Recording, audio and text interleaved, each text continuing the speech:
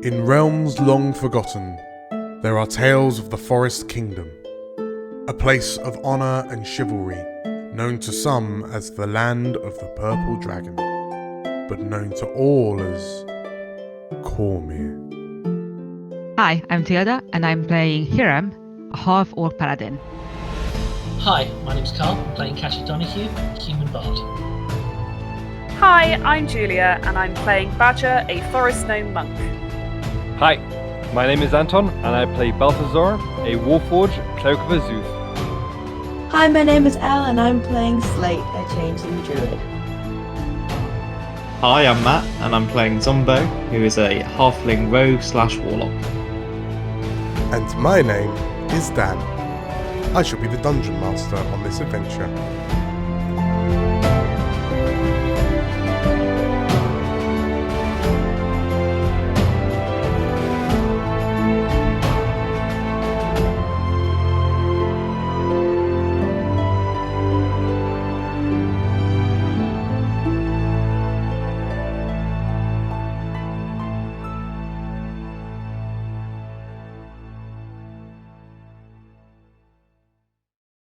Hello everyone, Dan here.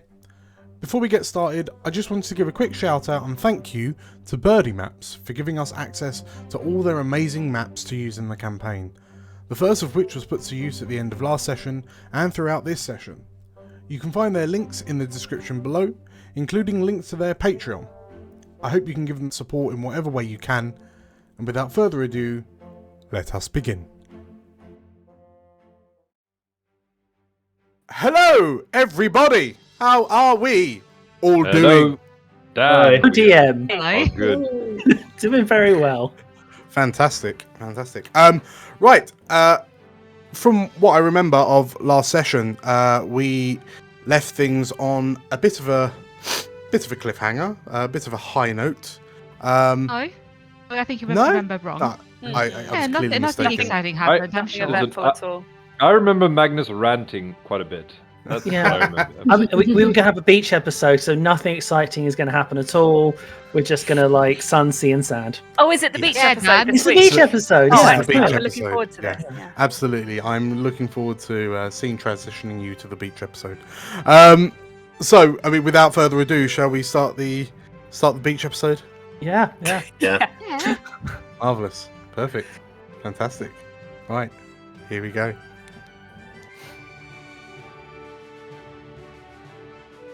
Cue the intro music. Responsibility is a concept everyone faces. There are those who embrace it, begrudge it, avoid it. Whatever the method of interaction, we are all bound by responsibility and consequences of it. It can come from anywhere or anyone. Sometimes we inherit it, sometimes we create it, sometimes it is forced upon us. Sometimes responsibility benefits you directly, but more often than not, we find ourselves responsible for others, their safety, their future, or even their responsibilities. It isn't something which goes away if neglected, and in many cases our responsibilities have a tendency to catch up with us if we don't deal with them. For poor Slate, however, one of their responsibilities has taken the form of a murderous supernatural predator that will stop at nothing to shred the last remnant of life from everyone Slate holds dear. This doesn't sound like a beach episode. just throwing it out there. So, we find the Warhounds in a familiar cave for Slate at least, stood in a beam of light emanating from a hole in the cave ceiling. You can see the peculiarly dressed changeling who has named themselves Promise, who, along with their other siblings, Reverence and Joy, were looking for Baz, not realizing the truth of what Baz has currently become. With a sickening and throaty roar, a black scaled creature tinged with red has uncloaked, dropped invisibility behind Reverence, and pulls an arm up ready to strike. And everybody, if I could have initiative, please. Oh, so by the way, everyone, we've restarted Balthazar. Ooh. Yes. And we've basically switched his dexterity and strength around. And the reason for that is because we've decided to make him proficient with heavy armor, so that I can wear heavy armor and then be strength based instead of dexterity based, as he would be for a normal arcane cleric, just because it fits better thematically with the character. Yeah, from a character Wait. concept. Makes So sense. you were dexterity based beforehand. Yeah, it's to do with clerics and the way AC is calculated with medium armor. It's better to have a high dexterity, but it just doesn't make sense. So Yeah, I He's was about to strong say, now. as a character, you'd think dexterity is quite difficult for a clockwork. yeah, but just the rules didn't align, so we tweaked that. So now we're good. So I've got 15 strength. Nice. Powerhouse! I think and- if it makes it easier, Dan, I think Betty could just move on my initiative. Yeah. Okay. Sounds good. I can see catching Sorry, now. Carl. Do 17. Did I roll 2? Oh dear. Yeah.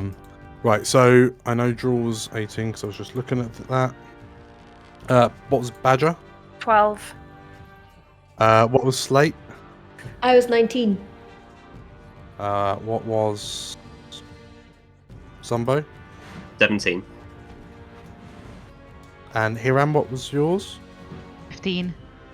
15. That seems very unlike Hiram to roll more than I know. 5. Shocking. So, as the creature lifts its arm up and prepares to strike, Slate, what do you do? I grab the sickle out of the bag and point and scream at Baz to stop. And at the same time as doing that, I cast Moonbeam! Moonbeam. So, Moonbeam. just to quickly clarify, you are holding the sickle out, yes? Pointing it. You're pointing it. Okay. In which case, as you pull it out of your bag and point it, you notice that the blade itself is kind of dripping blood and whatnot. It is also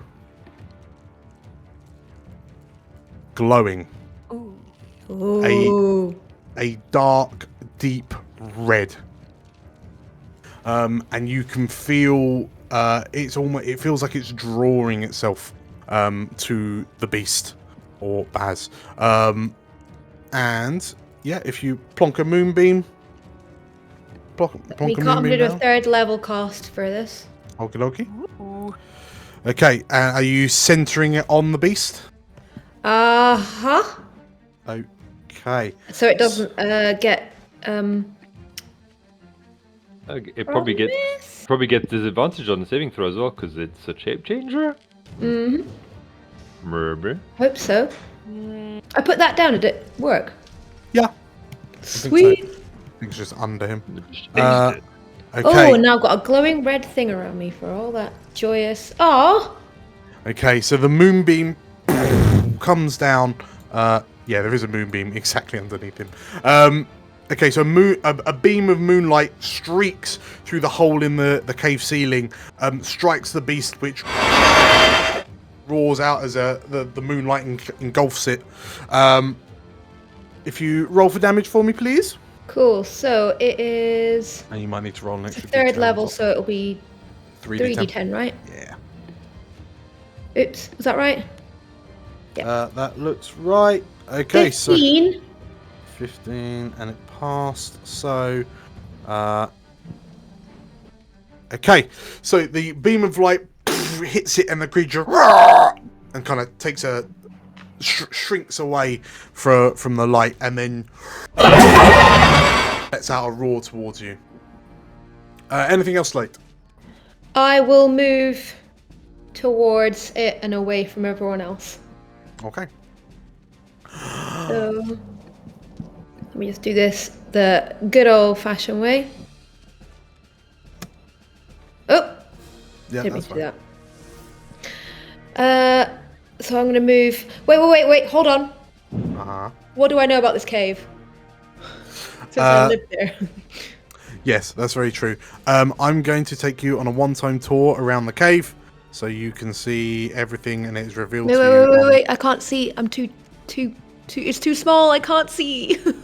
Also, Of course, your dark light. Okay, hang on. Sorry. What we'll do for the purposes of right now, we're going to give you. I'm going to take you square by square, visit we're each gonna square get on the map. Okay, so 60 dark vision. So this is dark vision. So I'm just whooshing you around. So it should be unveiling the map for you. Yes. okay. Yep. So it's all kind of one room. No, you can't tell us because we don't know. Oh, shh. Yes. What you're saying is there's 3 rooms, is what you're really saying. Yeah, 3 rooms. Uh-huh. 5 booby traps. Careful, guys. Yeah, okay. Basically, I want to try and divert away from everyone. So I'm going to take that thing that way. I think that's fine. Boom, Okay. that's me. And then Perfect. be like, "Rrr." You know, like that kid with in the GIF that's like that. Perfect. Okay, so as you brandish this sickle, which is glowing red, dripping blood, you attempt to get the attention of the beast. What does Drool do? Draw charges forward. How do you measure as you move? When you're selecting the head and shoulders icon, there's the ruler. Yep. In the second column, and then you just measure that out. Control, clicking, set, and then you can hit space. Draw moves there, and starts barking at the creature as just a faint outline of a bull starts to appear. But that's going to be his turn for now. He's going to hold his action actually in case the beast approaches. Okie dokie. And Catcher, what does Catcher do? Oh, we're going to go for an old classic, I think. We're going to haste to Hiram. And we are going to chuck a Bardic Inspiration at Badger. Sweet, 2 secs.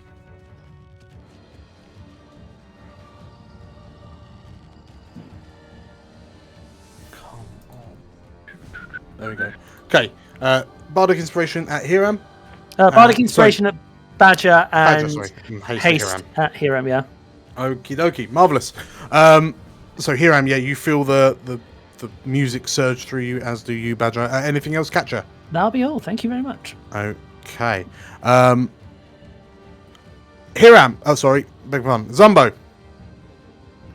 Yeah, Zumbo was probably looking around to ask Slate. We need a decision on whether we can hurt this thing or not, and Slate's just disappeared past him in like a puff of smoke.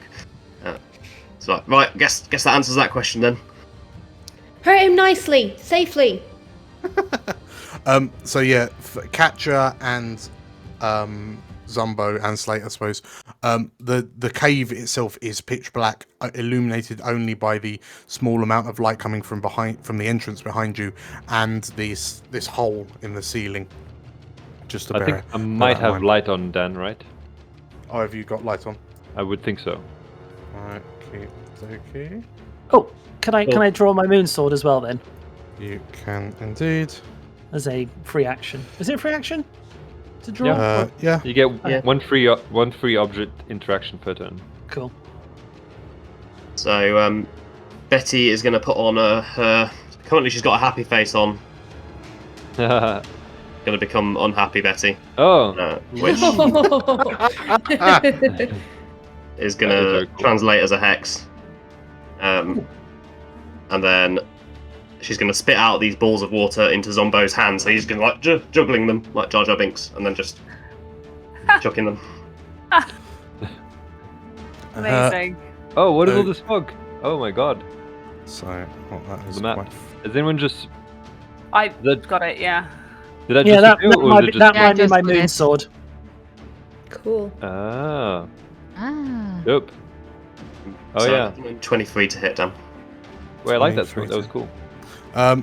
Okie dokie. So, Zumbo, as this bolt of water streaks across the cave, and as the beast kind of sidesteps out of the moonlight, it strikes the beast square in the chest, and it roars in anger. Takes 9 damage. Okay, Yeah. Plus 6 for the hex. 6 for the hex. Okay. And it's pushed 10 feet back. And he's just like yelling, "Get away from it! Get away from it!" at the changeling.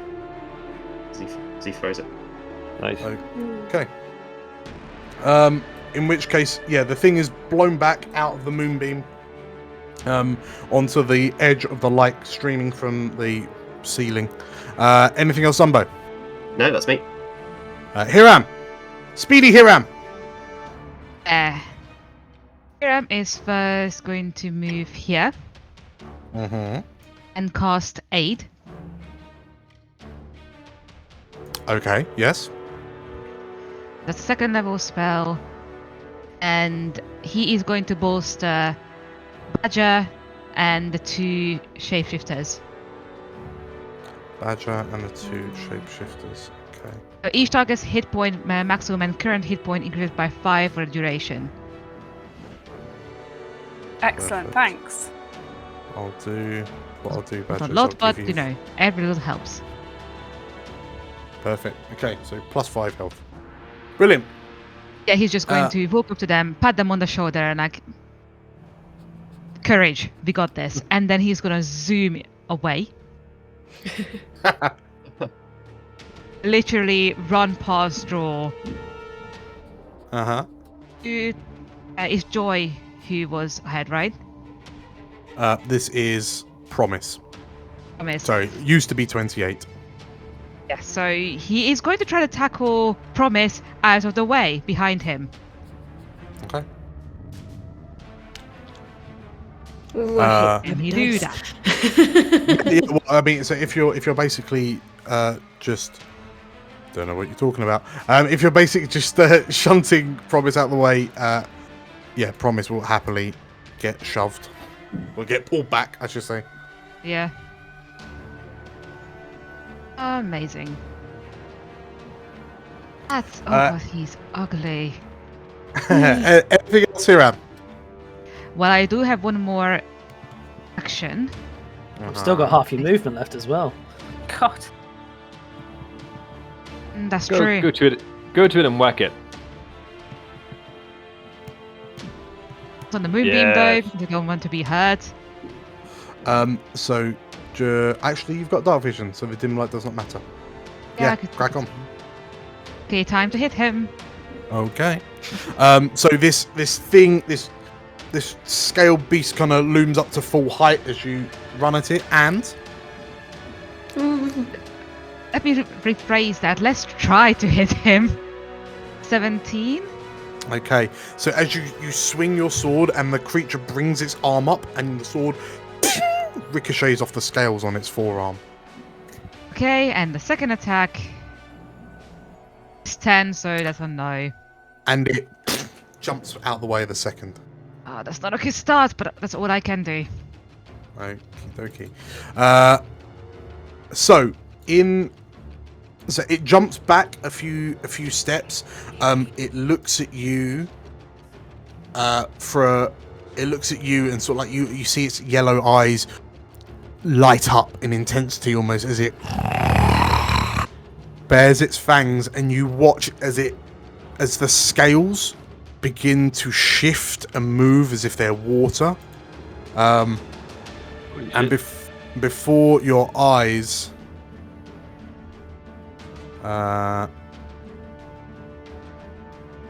it No, Question: via Moonbeam, does it not return to its original form, or is it always? And if it fails, it's safe. And it didn't fail, right? No. Yeah. It didn't fail at super high constitution Oh dear. savings. Oh. So, the scales become a black fur as it turns into that more kind of ursine form that you saw it adopt in the Stagsteads. It then peers at you, and You're alive. it takes one swing at you, Hiram. And you manage to duck out the way of the first claw. It swings at you with the second. Oh wow, that definitely hits. And it catches you in the gut for 21 damage. It's got a plus 11 to hit, and that was a low roll on damage. Yeah. And it knocks you backwards with the 21 damage. It then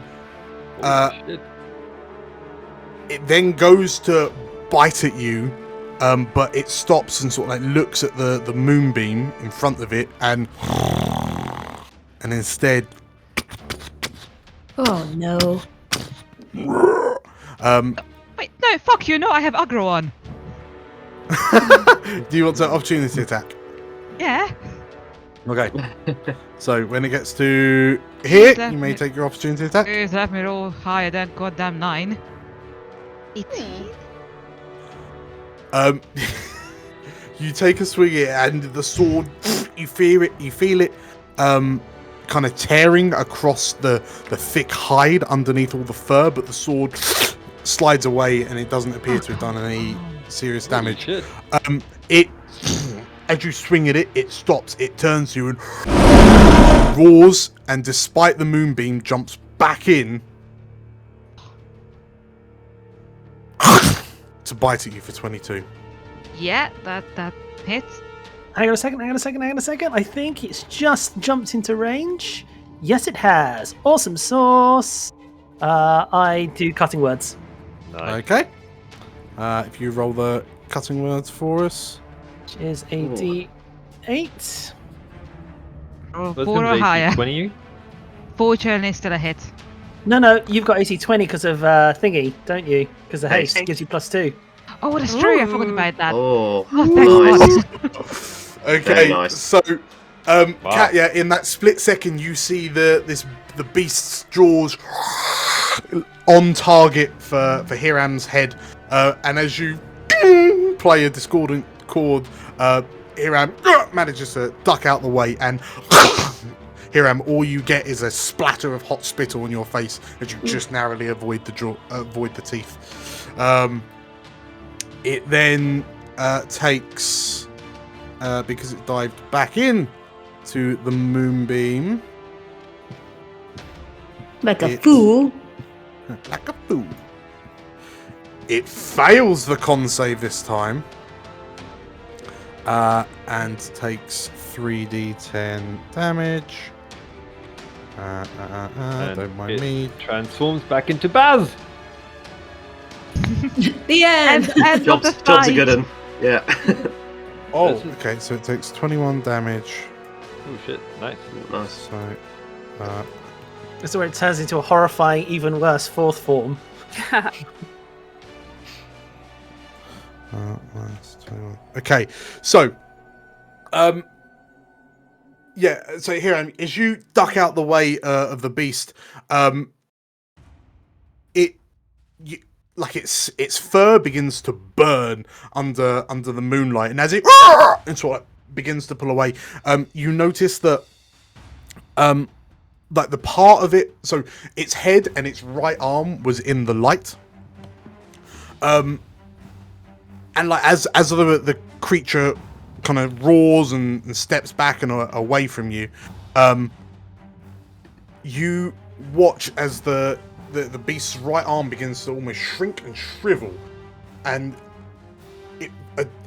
it becomes what looks like a pale-skinned human hand covered in cuts and bruises and blood. But as the thing pulls away, its face shifts around as if it's thick water, and it recedes back into its shoulders until you see what you can only describe as the face of Chiron, an old, balding man with black, long, kind of whiting hair streaming down from his head, turning into black fur, a long white beard, like the fur around the jaw turns into a white beard, with a number of scratch marks down kind of one side of his face, and the beast roar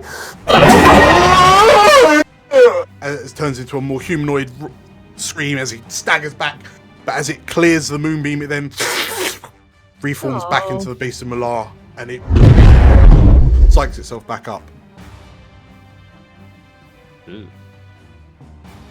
That kind of worked.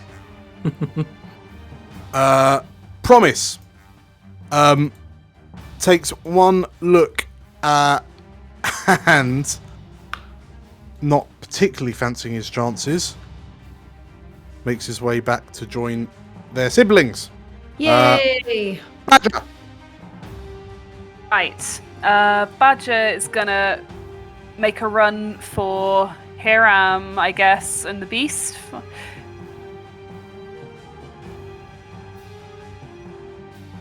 I get to the edge of the moonbeam. Mm-hmm. Do I see it lurking in the shadows? You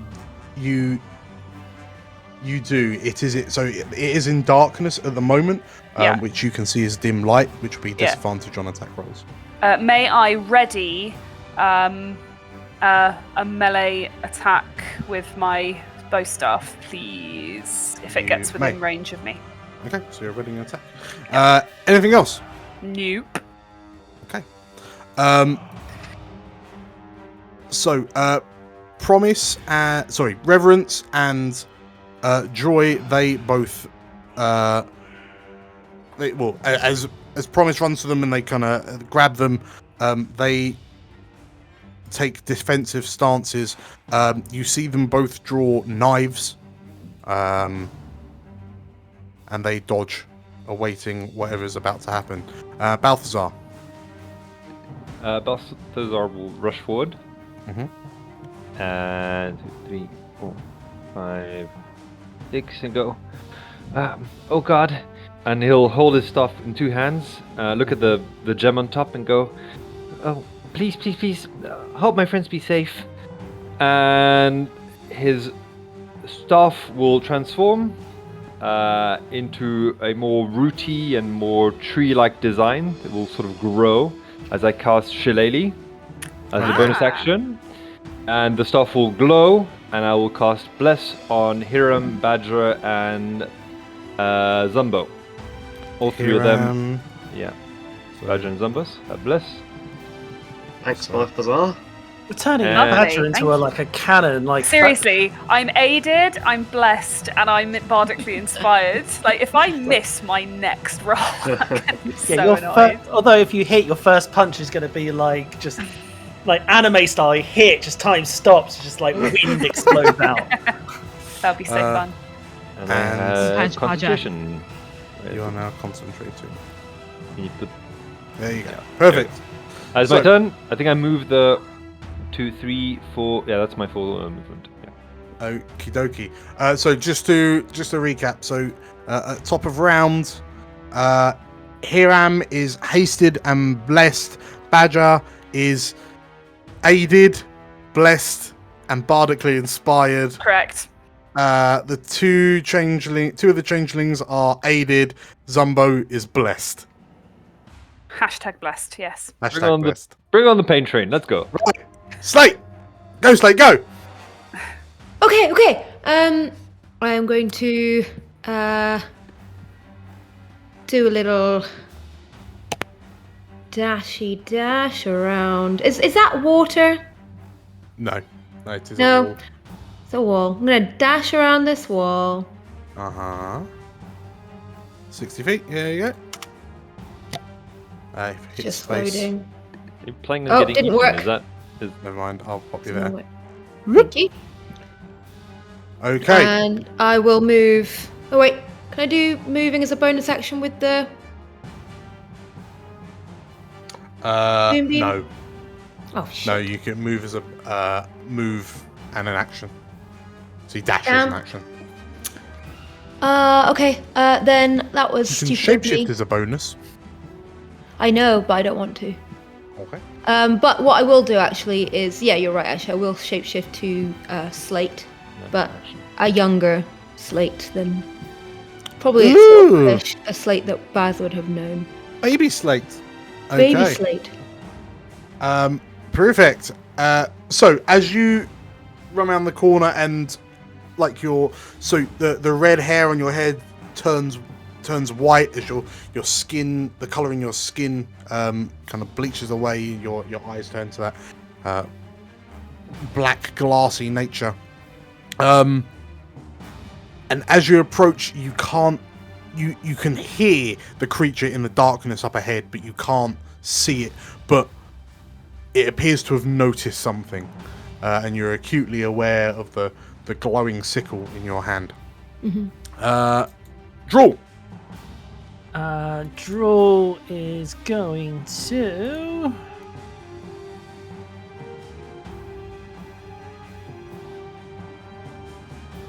It's 25, 30, 40.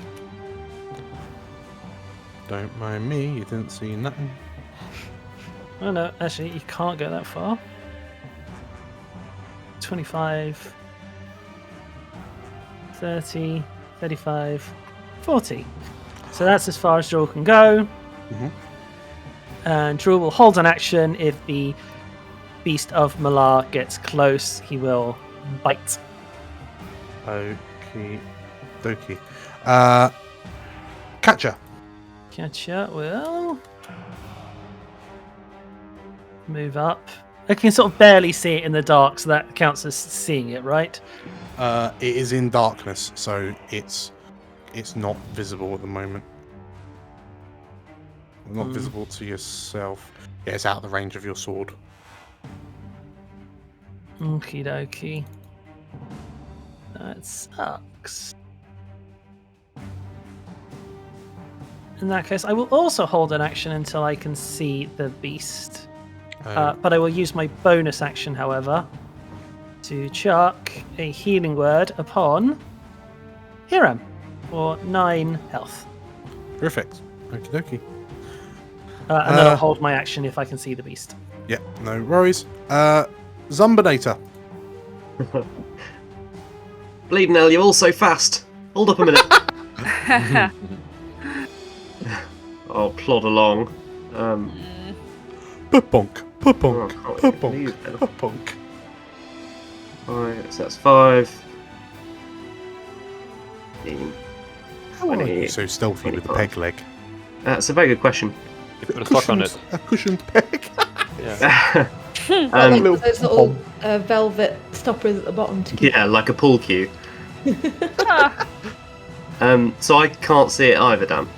No, it is in darkness. So Even though I Yeah. can see in darkness? Oh, you can. Yeah, I've I got forget you have dark basically vision. like unlimited dark vision, so In which case, yeah, you can see it lurking just outside the edge of the light from the from the moonbeam, from the hole in the ceiling. So if I wanted to throw some more blobs of water at it, would that be a normal roll or disadvantage? Disadvantage. Disadvantage. Okay. I'm gonna do it anyway. Right. Yeah. Yeah, I'm gonna do it. Okay. Throw the blob. Throw the blob. So 12, and then try that again. 17, and I'm going to use my inspiration on that 17. I think. You have bless already. Oh, so bless. you can- Yeah, so I'll try that Oh, with that. yeah. So yeah, D4. Do a D4 on the 17 just in case. Yeah. Oh. Oh. Laundry.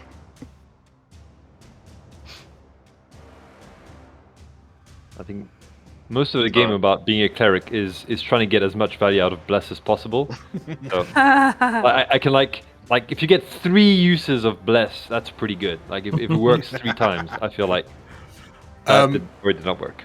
Okay, so Matt, the first jet of water, like you shoot it at where you think the beast is, but it's just a kind of a murky shadow. Try to pinpoint it through the moonlight, and it splashes against the wall. The second one, as you go to throw it, you think you've got it on target, but you're not quite there. Do you want to use your inspiration? Yeah, would it be on the bless or on the hit roll? It's up to you. Okay. Because you're adding bless. You're adding Makes bless sense to regardless. re-roll the bless thing if that's alright. Yep. Okay. Oh, sorry. No, I mean, sorry. Inspiration would be on the d20, but you roll bless on top of it as well. Okay, got you. Right. So Just you're a at completely you're at brand new roll. 18. Yeah. So yeah, 18 missed, but you get to. If you want to, you can just re-roll everything d20 plus d4. Yep. Okay. So normal roll, but Okay, never mind. okay, I don't think I'm going to hit it. So as you you can't quite see. It's like machine gunning water balls like that. Okie dokie. So. I'll just bonus action dash as well if that's right. Yeah, no worries.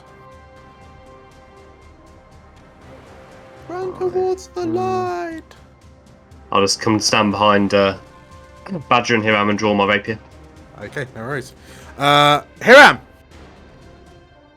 It has slunk away into the darkness, but you notice that it is looking to its left at something that you cannot see. You can now see that thing is Slate. Yeah. He looks somewhat more juvenile than you're used to. Oh, that is not good. If we Okay, were so going to put an age on it, Elle, what age are we talking? Probably about 14, 15. Okay, fine. Okay, so Hiram's overprotective that side just activated. Mm-hmm. So he's going to, as a bonus action, cast his Channel Divinity, Champion Challenge, and here's hoping you can finally roll low on a Wisdom saving throw, maybe? Please? Remember what I said earlier about not being able to fudge my rolls? Ooh. There you go. Oh, nice. So, as you, what does the challenge sound like? Get away from her, you No. bitch! I think it would be just eyes on me. Okay, and the beast who's kind of looking to its left and snarling and like shoulders up just stops for a moment. Like the head, you almost see a twitch in the neck as the beast then turns and looks at you, Hiram. Also imagine with the moonbeam behind me, I'm also just very sparkly at the moment. Yes. Okay, so bear in mind that it is in darkness, which you count as dim light, so it will be disadvantage on attacks. I don't like that. Can barely hit it as it is. Can't willingly move more than What we are 30 feet dealing away with. from you. Okay. Oh, hold on a diddly-darn second. It can run away, but it's tethered to you. Run, I am thinking... Aha! So, oh have god an damn it, aha? so this is going to be... next turn. Point of character, can you remind me, with haste, I just get one more action, I don't get a second bonus action. Is that correct? An Just- additional action. I think the Oh, additional action can only be used for a weapon attack or It can only be another- dash, disengage, hide, or attack. Yeah, that's yeah, what I thought. not- Okay, And not a spell, yeah. cool. So next turn. Now I'm just going to try to hit it. Okay. Okay, so disadvantage. 17 But plus, plus- I'm going to use bless. Plus hashtag bless. Oh, come on. Bless. Come on, bless. Yeah, Help Bless needs us. to step Okay. up. You take a swing and it, like you see some of the fur sheared off by the tip of Argentus as you swing it wide. That There's a is seventh so member of the party, annoying. which is called Bless, which is not, he's not doing their work. Try this again. Uh-huh. Also, the 26 is right there.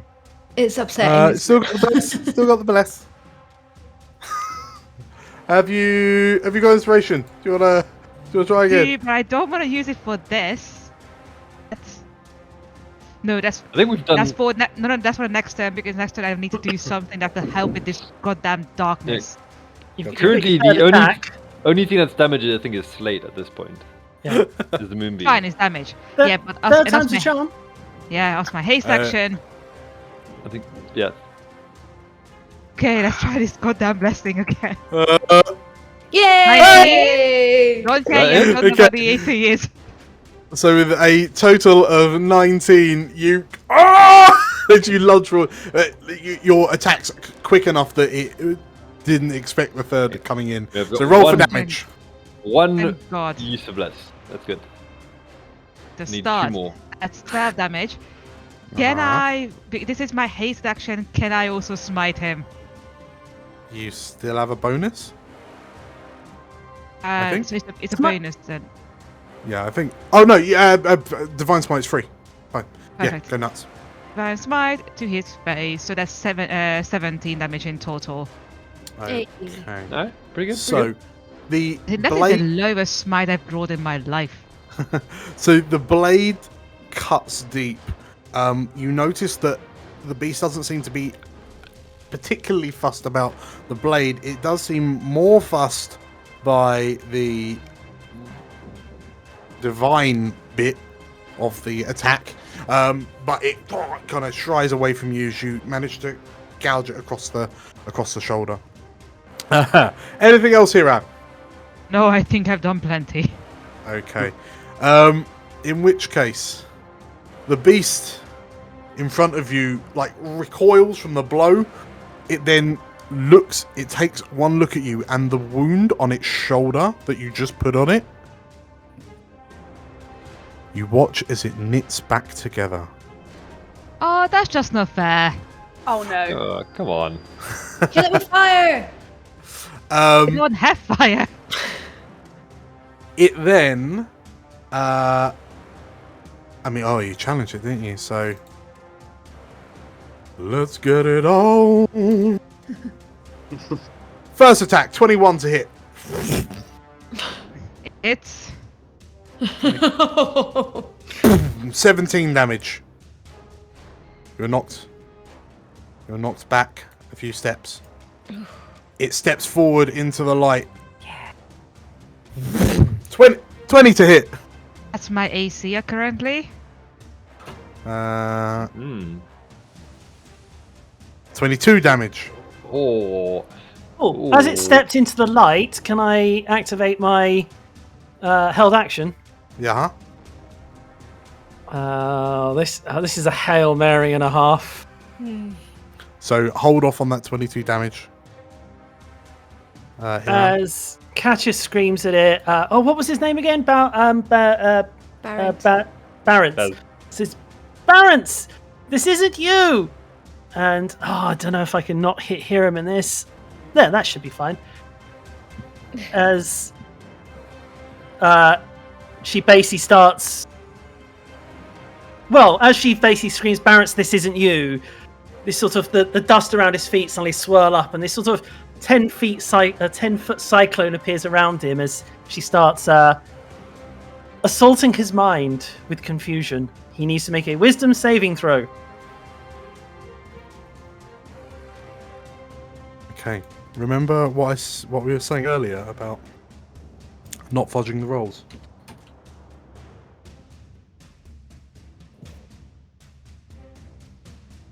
Did we say that? What Yeah, did we we did. say about? What did we say about that? Before, he's fudging the rolls. Okay. What are these shenanigans? Hold on a minute. What are these shenanigans? Listen, I'm happy this is filmed. I want to see the replay. I want the TMO out. I want this please. I'll tell you what. I'll take a photo of it and then I'll show it to you all later. Okay. Okay. So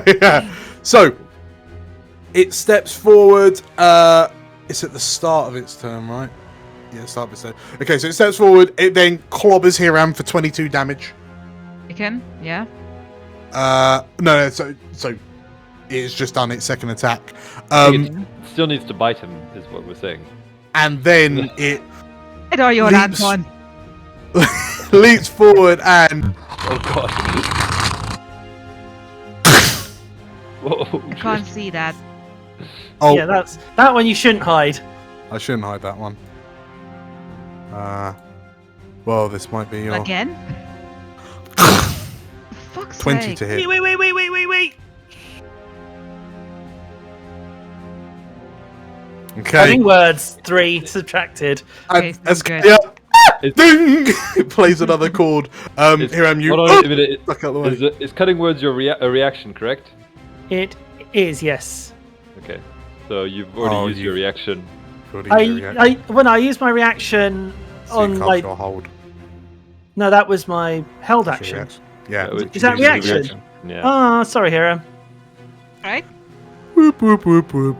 Just gonna get rid of that. So 20 to hit. Is anyone got anything to help Hero? I don't think there's anything I Anton, can I'm do. Sorry. getting some antagonistic feelings from over there. Let me survive, please. 24 damage. Yeah, I'm Holy down. shit. I am. Oh, unconscious. really? Oh my god. Well, yeah, obviously, dude. I've been hit. I've been hit a couple of times. Always over You've been 20 hit fucking many damage. times. It's true. There's a lot of damage. And good news is, it's not enough to kill me, which means I am back with 1 HP. You are down to Yeah. 1 hit point. Hiram, as it bites into you, like clamps down on your neck and shoulder, and you feel your shoulder pauldron crunching, like being crushed under the jaws of this beast as it swings you. You feel an intense burning pain begin to spread through your shoulder. I require you to make a Constitution save. You get I think your modifiers are already baked into your stat thing. You will also. Yeah. Do you get bless on saves? Saves. I think you do, I guess yeah. saves anyway because of Your Don't- divine thingy, yeah. So yeah, if you Here's where- hoping. on the bite, yep. If you click DC 12 con, Give me a sec. Boy. Oh, Come yeah. you care not. Okay, and the beast kind of finally lets go of you, and as you stagger to drop to one knee, like blood stream down your Also, side, but I'm you're sorry, but not. where was it 36 when I needed it to hit this motherfucker? Okie dokie. Promise shouts, "Look out!" and then dodges. Actually,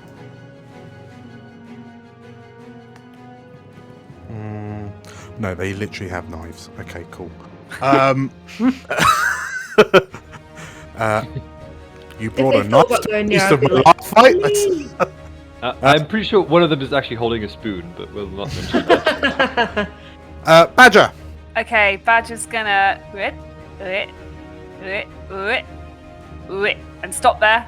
So she's in darkness, or dim light, or something. You are in darkness. Sure. I am going to use my fiery fist on this fool. So Oh, sorry. You're in darkness. If you attack it, you can see it in dim light, yeah, which is fine. Okay, so you can attack normal. which is fine. Cool. Oh no, hang on. I'm going to quarter. No, I can't. I need to fiery fist. That's fine. So 21 to hit. That's a hit. As it rocks it back. Okay. So yeah, I'm just gonna do all of my hits. So it's a crit, Ooh. and then a bonus action 10, which is a miss. So That first, would require you being up close. Oh no, ignore me. No, Okay. it doesn't. so 8 for the first hit, and 8 plus 6 for the 14. second hit. Yes. So So I think that's yeah. 4. Okay. And yeah, the creature roars to jets of fire. Like you all watch as fire illuminates the end of the cave, and as it impacts into the beast. Those of you that were struggling to see it a little bit can see Hiram in dire straits. Anything else, Badger? No. That's it. Thank you. Mirroring their sibling, "Look out!" shouts the other two changelings. We decided this. They have knives. Balthazar. Balthazar will rush to Hiram and go, Hiram, you fell for a moment, and then we'll help him up and cast Cure Wounds at 4th level. Nice. Amazing. Yep, we will roll 20 hit points. Okay. Wow. And you can actually see now because Balthazar's casting light. So yeah, that is my turn. Okay, so yeah, Hiram. Balthazar, Balthazar. you're probably just as surprised as everyone else as you grab Hiram. You see this kind of glowing energy moving along your forearms and out of your hands, and Hiram, your wounds begin to the wounds on your shoulder begin to stitch together. Thank you, Balthazar. Hey, I got you. Oh my god. Yeah. Balthazar, anything else? That's my turn. Okay. At the top of the round, the creature, seeing you all approaching and kind of enclosing around it in its cave, it takes a look at you for a moment and lets out this roar which shakes the cave itself, and bits of rock and dust start to dislodge from the ceiling above. And Slate, you notice that the air around you is suddenly becoming extremely foggy. Uh-oh. And as you watch, the fog covers up the light streaming down from the ceiling. You also notice that the entrance Katya,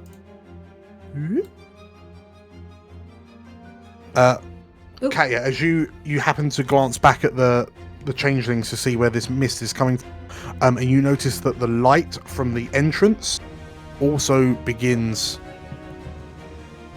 to disappear. And as you all look around, it dawns on you that this thick fog is very, very similar to the fog that you happened to see during the High Hunt when you were rescuing Hiram's family.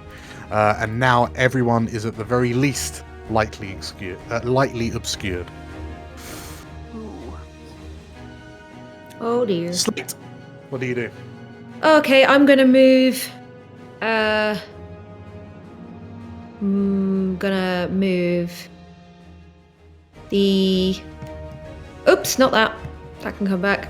I'm gonna move the moonbeam. Mm-hmm. I'm gonna try and move the moonbeam. 1 second. Are you moving it on him? Yeah, but more between. So on him, but like to here. On top of Hiram? No, where's Hiram? I can't see Hiram. Well, there's a big wall in the way. Oh, okay. Well then, yeah. No, more here-ish. Okay. So it's just like preventing from moving forward towards attacking other people. Sure. wherever Okay, so possible. you can place it in such a way that it separates Badger and Drool from. Cool. Perfect. And I will move myself forward. Mm-hmm. And I will try to also do a shillelagh on the sickle. On the sickle, it wouldn't work because it only affects clubs and quarterstaffs. But what you've noticed as you look at it, like obviously it's glowing red. As you get up close, you notice that the blade now looks wickedly sharp. Okay. Also, FYI, everyone's lights have just dimmed by half. Oh. Yes, the thing looks wickedly sharp. Slate. Okay. On the beast. Mm-hmm. Remind me, is there any kind of magic place that's best to like in a beast of Malar from? Like, is there like a bit where that would be attached to something that's kind of like more a better place to hit? Can I recall?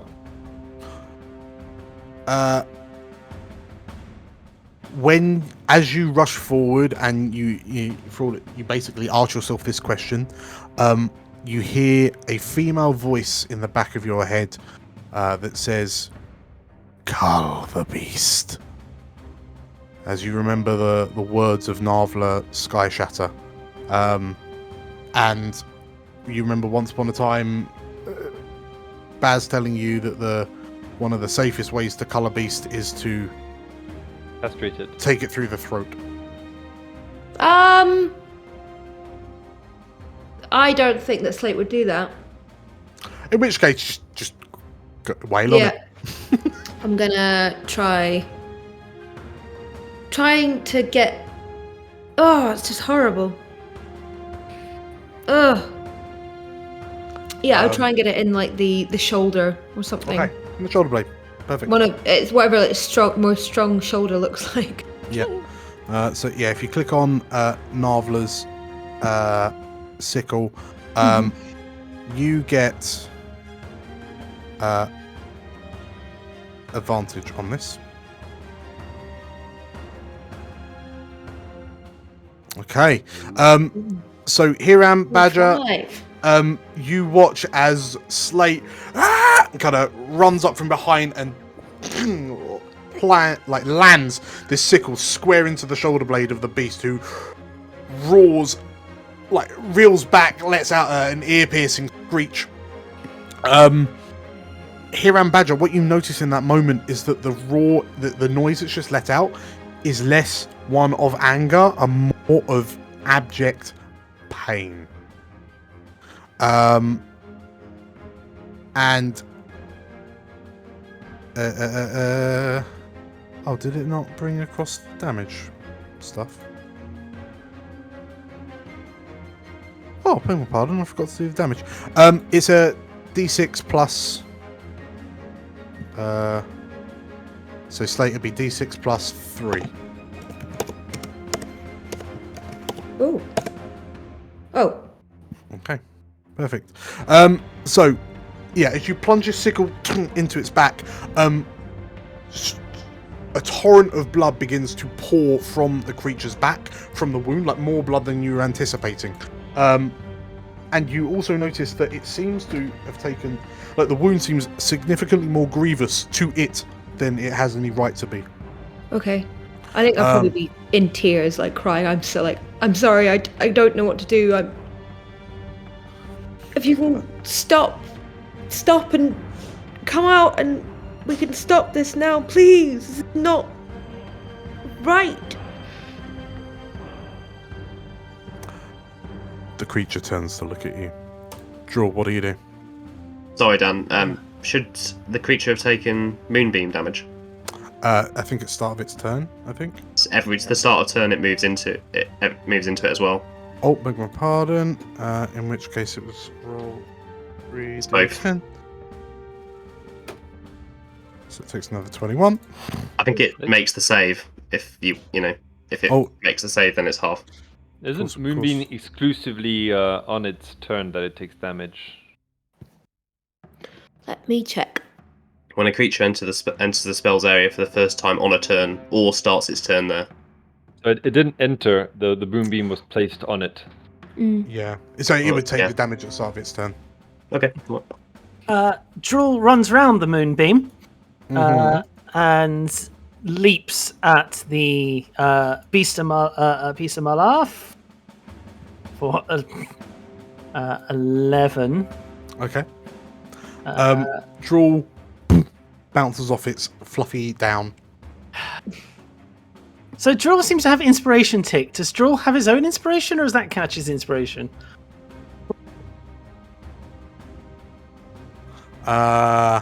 Someone's ticked it, so yeah, go nuts. Yay. Draw's feeling really good from that flank of boar he got he got last night. 21. Oh, okay. That's it. So he deals 11 damage, and then suddenly, as he's sort of charging, the Stag Stead's collar kicks in for an extra 4 force damage, and really at 2d10 I got 4. Brilliant. And he's pushed 5 feet, which I imagine is just into said rock. As Draw just comes in and headbutts him. -4, 5 feet away from Draw. So as the creature smacks into the wall, the force of it makes it take an additional 2. Perfect. Okie dokie. So yeah, Draw just and you once again see that spectral form around Draw's front as it smacks into the beast. Rocked and sort of like unsteady on its feet. Catcher, what do you do? Catcher's going to as far away as she likes, but within enough illumination. Looks to the beast and let's go for a... Do I have any? I do. A 3rd level Dissonant Whispers.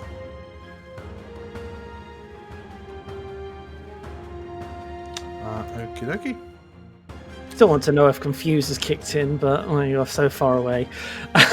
It needs to make a Wisdom saving throw. Oh. Okay, so it only takes half damage. 21 psychic. It is wise to your tricks. She lets off a psychic howl. Okay.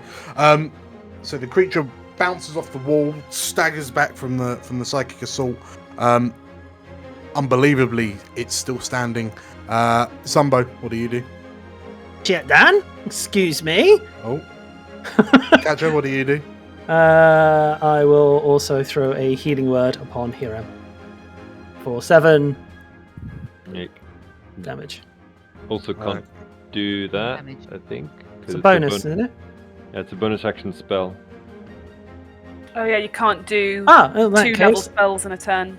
that's fine. I will then instead use a bardic inspiration on Hiram. Perfect. You can definitely use it.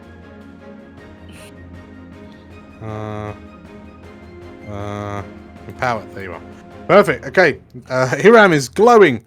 No, it's 10. Zumbo, what do you do? Yeah.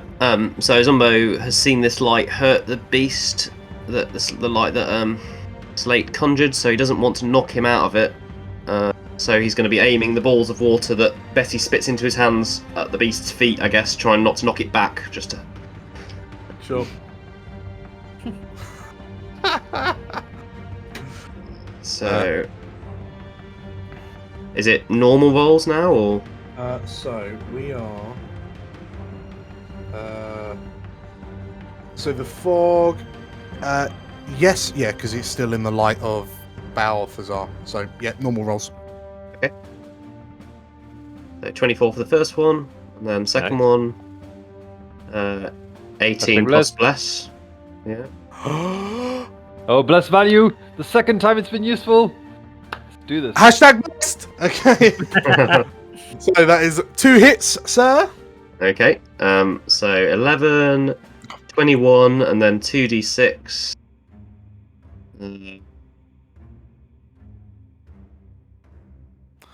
Total of 27 damage. Beautiful. Okay. Is that right? 10, 11? Yeah. So you you come in like a gangster and just 2 bolts of water at the knees, and the creature kind of drops down. But you can see that there's black ichor kind of matting its fur all over the place. Like really doesn't look great. It's not very happy at all. Anything else, Zumbo? Yeah, bonus action. Betty's going to wriggle her little tentacles, and a watery tentacle is going to appear behind the beast, just next to Slate. penning the Amazing. creature in. And I'll drop that in. Hopefully it's gonna pin. There we go, thanks. Okay. Yeah, and so that will make a... What did it make, a spell attack? No, it didn't roll to hit. Okay,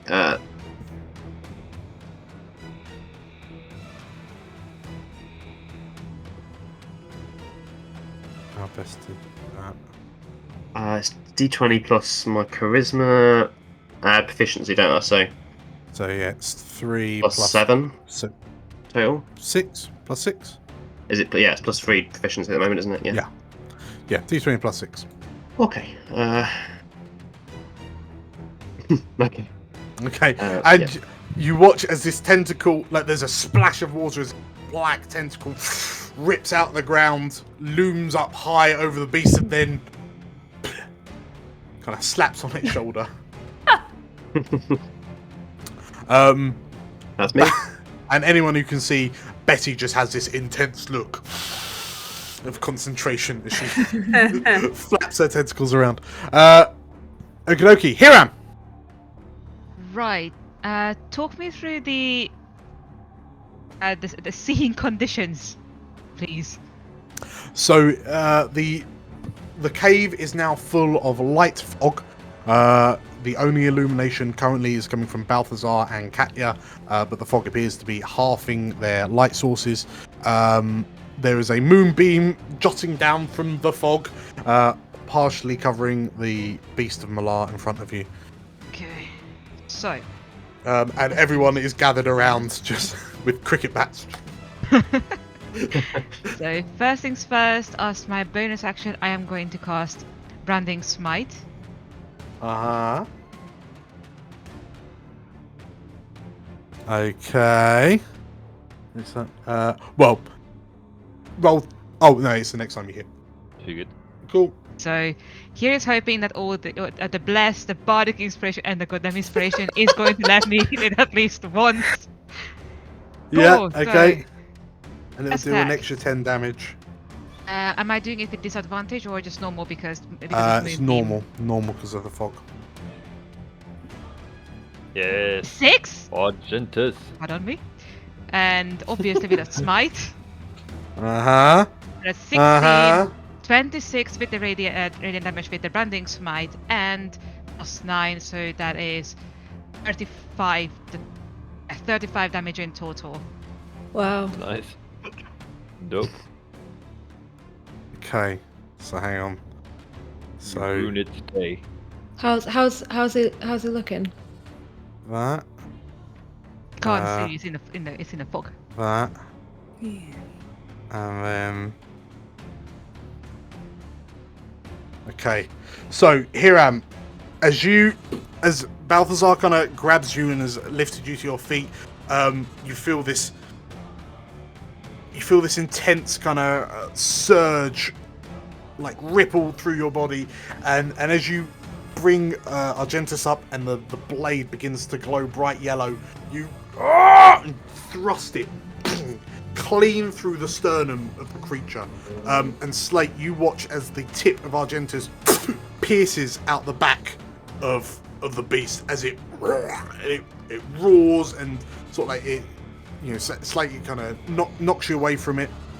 And Hiram, as you drag the sword down and pull it free, you know it's a killing blow.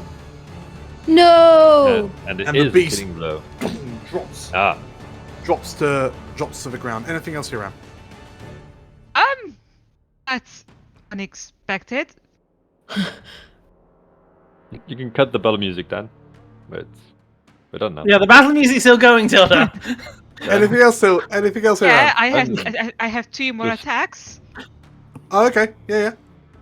I think before I do anything else, I am going to look at Slate in kind of a question like, okay, shall I keep going or do you have a plan here? I don't know. Don't kill him.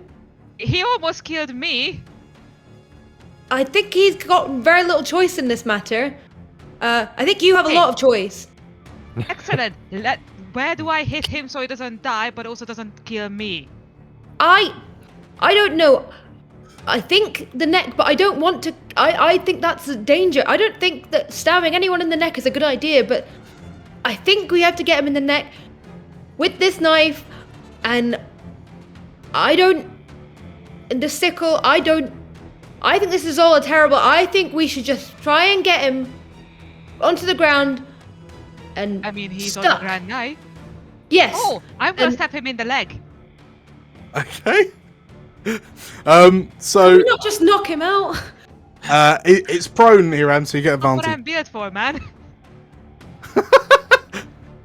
Yeah, it's prone, I just so put roll just some advantage. light maiming in the legs, so he can't move around.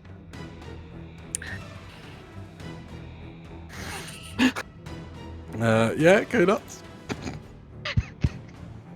You got 2 more attacks. He's got 2 legs. It's fate. Okay. I mean, the 2 front paws. I just want to, yeah.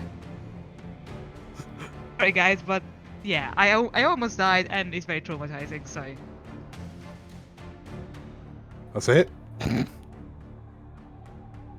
Yes. Do it. Okay. Do it now. So you go across one hamstring. oh god. And then for a third attack, the other one. That's it. So I love the fact that. Never mind. I'm not gonna say anything.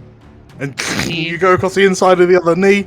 And yeah, the creature roars as it tilts back, like falls backwards, its legs bending out at peculiar angles. Anything else here, Ram? I'm gonna look at her like look at her like, okay, he's dying. Do your thing.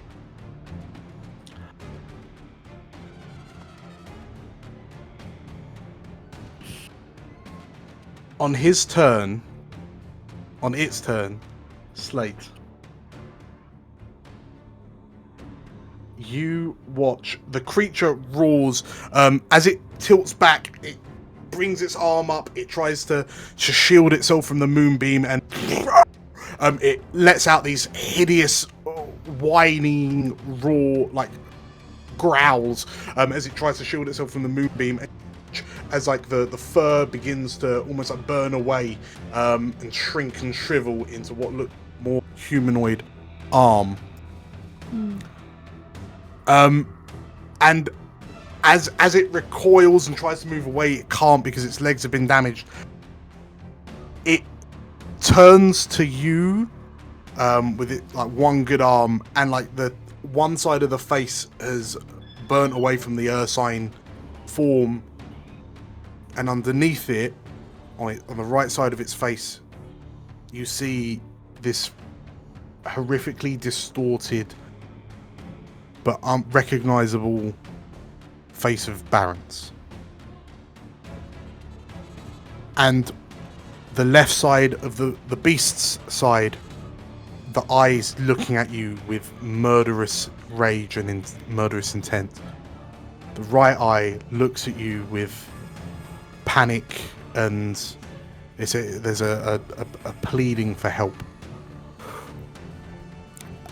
And the creature looks at you and Slate. And the human arm reaches out for you. And as it pulls itself forward and you see Baronce's face begin to merge back into the beast's, you notice that the wounds are beginning to close. In this exact moment, Slate, what do you do? I would probably be like, I don't want to kill you. I don't want to kill you. With every I don't- passing moment, you notice more and more of Barents is slipping back into beast form. You can see the fur beginning to regrow back up. Begins Can to I cast enlarge. Dominate Beast? Surprisingly, no. No, fortunately not. No, the name is deceptive. I mean, you How can. about- I mean, you can, but Wouldn't be useful, In- but How about as you look at the creature in front of you, you hear in the back of your head, the beast must be culled. I think like crying and like not wanting to look, but like having to take the sickle and like try as gently as possible to lightly slice it across the throat. You hear Catcher's words in your head. We're here with you. You're not alone. Slate, what do you do? I'm gonna slice it in the throat, obviously, to cull it. Okay. It is. So, But in a gentle manner. Yeah, as you gentle bring manner. your Like arm, in absolute tears. okay, as you bring your arm back, and it comes round in a wide swing, glowing red crescent moon sickle, the beast lunges forward on its broken legs as best it can as the fingertips of Barrett's turn back into wickedly long black claws, and as it goes to swing at you, you catch it in the side of the neck, just on the join, just above the collarbone.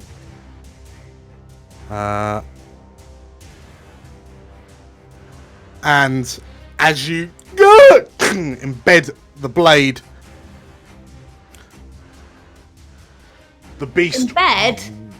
Well, the blade embeds into the side of its neck.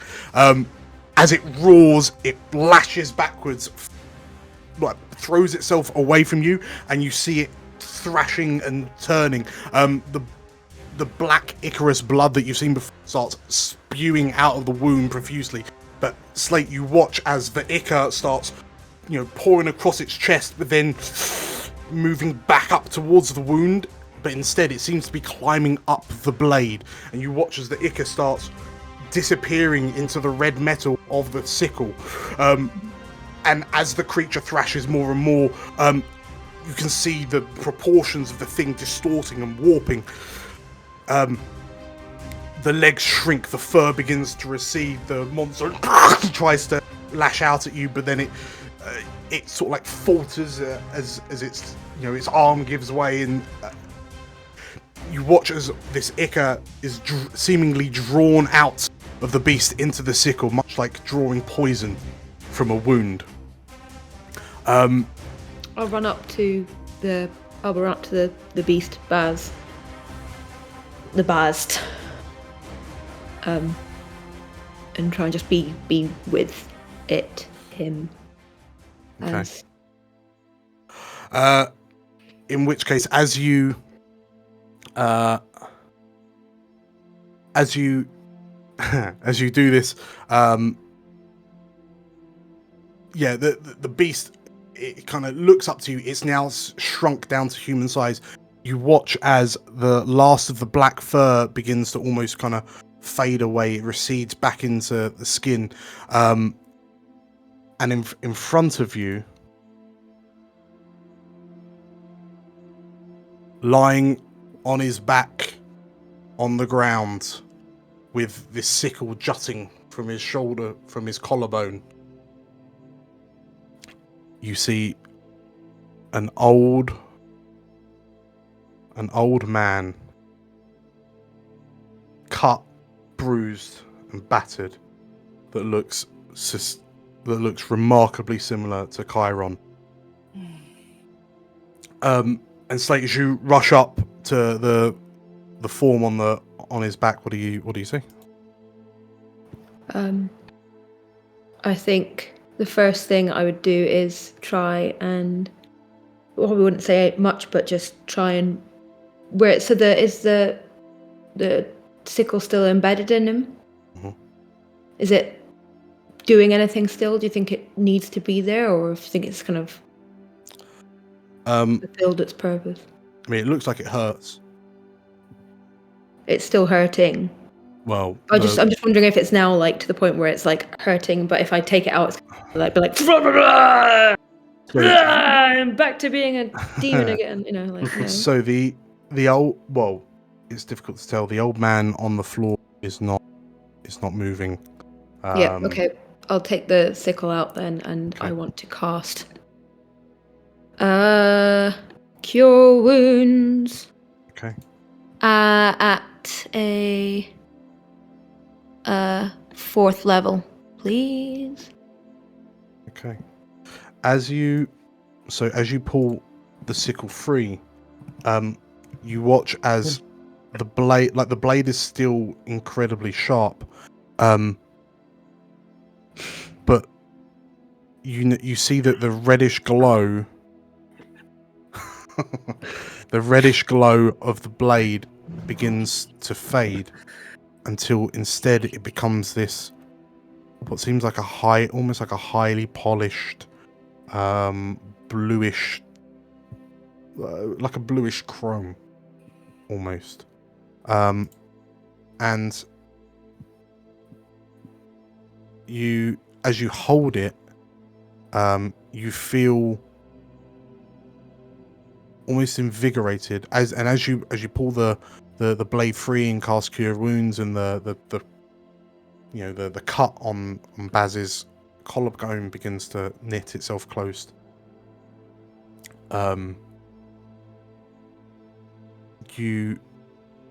There's a sigh of relief as Barents doesn't transform back. Instead, it's just Baz lying on his back with you kneeling over him. And there's a look of peace on his face. Is he breathing?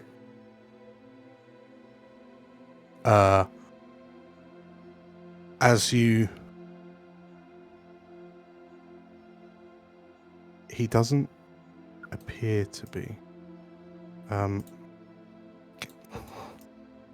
Okay. Well, he doesn't appear to be, but Slate. Have I accidentally deleted Slate? Oh. I think so. Okay. May as well. It's just, Fade from existence. It was all a dream. Very final 10. Oh my goodness. There we go. Slate. As you in the mist, it's difficult to make out. So I'm going to require a medicine check to see how. It'll be a panicked, frantic kind of like, come on, there must be something. Wake up. Do you want some assistance with that? I probably, if anyone came close, I'd probably stay away. Let me just. Not that I can help, but Yeah. Okay. As you kind of lean over Baz and you're checking him, like you have your ear to his chest and you're trying to, you see him, and the old man is broken.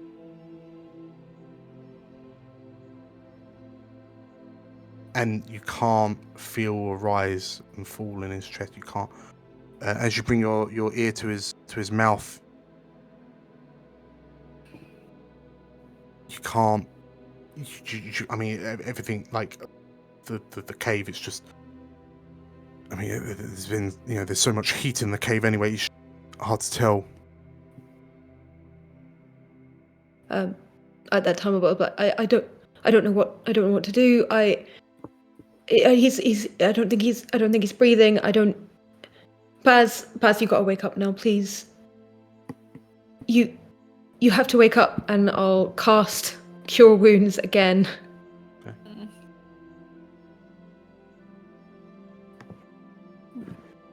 And as you just pump healing magic into the old man, and nothing really seems to happen, and as your head drops.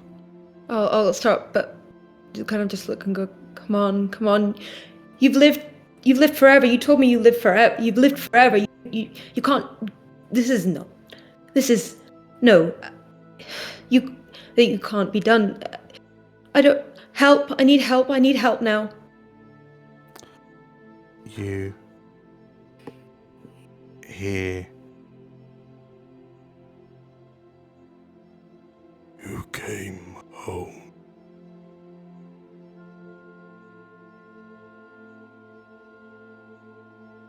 Slate, you came back. I came home too late.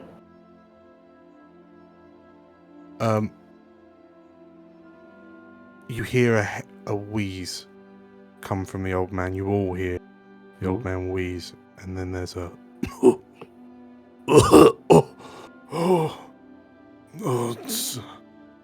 Slate, what? I've had the most bizarre dream. And this old man, now seemingly more animated, brings his hand up to a collarbone and what happened? Oh, what? Yeah. Slate, did you? Slate? Why is there a hole in my chest, Slate? You alive? You're really alive. You're alive. Oh, he's alive. He's alive. Oh, good news, good news. Knees! Slate, my knees! Oh, what's happened to my knees? Slate stabbed you. Yes, sir, you got to be beaten fair- up by a half-orc. Yeah, you did deserve it at the time. Slate, what? Why is it so dark in here, Slate? What's be that? fair, you haven't been keeping a good clean of the cave since I've gone. It's dusty as hell. I think you haven't been keeping up on the repairs, and it's a complete mess. Obviously, I did say you gotta get a mop every so often. You can't just be sitting eating mushrooms and reading old books all day. You've gotta, tidy. Oh my God, you're alive! My God! You all watch as Slate just has a meltdown. As this old man that looks pretty much a spitting image of Chiron, but he's got more head hair and slightly different tattoos across his body. But this old man gingerly pushes himself up and sort of looks around, looks at you all, and looks to you, Slayton. Slate. Who the fuck are they? And with that, we'll take a 10-minute break. Oh, Great. good. Well done, team. See you all in 10. You bit. can- In 10. Hi, Tilda here. If you like this episode, please subscribe and there will be more. And because that would be nice. And that would make you a nice person. Yeah. Please subscribe.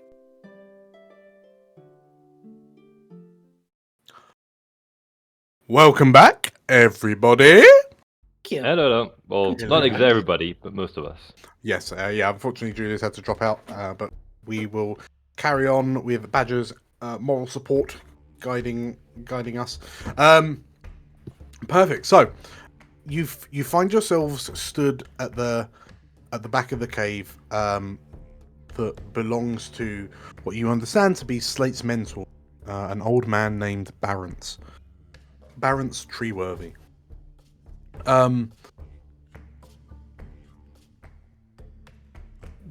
I suspect that emotions are running slightly high, as not moments ago, Barrence was in the form of a beast of Malar and was moments away from potentially tearing Hiram's head from his shoulders. But you help the old man out of the cave into the forest.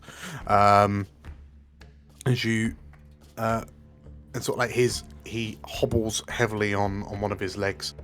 He complains it feels like someone's jumped on it. And so yeah, Slate, as you kind of carry Barrence out, yeah, the rest of you cannot help but marvel at how similar Baz looks to Slate's for one of the Slate forms that you know as Chiron. And as the mist, the fog that was filling the cave has now dissipated. You can see the light from streaming into the cave, and as you step out into the forest, and you can hear the sounds of, the forest sounds normal. You can hear the bird song. You can hear the wind rustling through the leaves. The slight chill on the ends of your noses as the breeze rolls past. And Barents just kind of starts clapping you on the shoulder. Like, as you're carrying on. Put me down there. Put me down there, child. Down there, he says. And he points towards a nearby tree trunk. I'll definitely go and put him down. Okay. And do we not need to get out of here? Is this safe now? Get out of here? Why would we get out of here, John? This is my home. What? Who are these? Who are these people? Why have you brought them to my home? You didn't ask me, Slate. Slate, you've been gone for so long. Well, yeah. Well, for starters, you did kind of say that I wasn't really welcome. Kind of, I think. Well, I felt unwelcome at the time. I think that's probably what it was. But I've done a lot of exploring and a lot of learning. Actually, fairly okay druid now. And okay with that. Not trying to be anything else. Just trying to be a druid. But also, I'm an adventurer. pretty big around the local area. Not here, obviously. But quite good. Not a good help sometimes. Sometimes I help. He coughs and splutters. An adventurer. And he looks up at you, the warhounds. Did you put them up to this? Is this your doing? Is it? And it feels a tender spot. Did you put ideas in Slate's head? Have you? No, sir. It wasn't me. I didn't do it. What? No. They did apply for the job themselves. Yeah. I'm my own adventurer, and these are my adventuring friends. Yes, I probably wouldn't be able to do an adventure on my own, but definitely have done a good job and did it because I wanted to. And I did actually tell you I was no.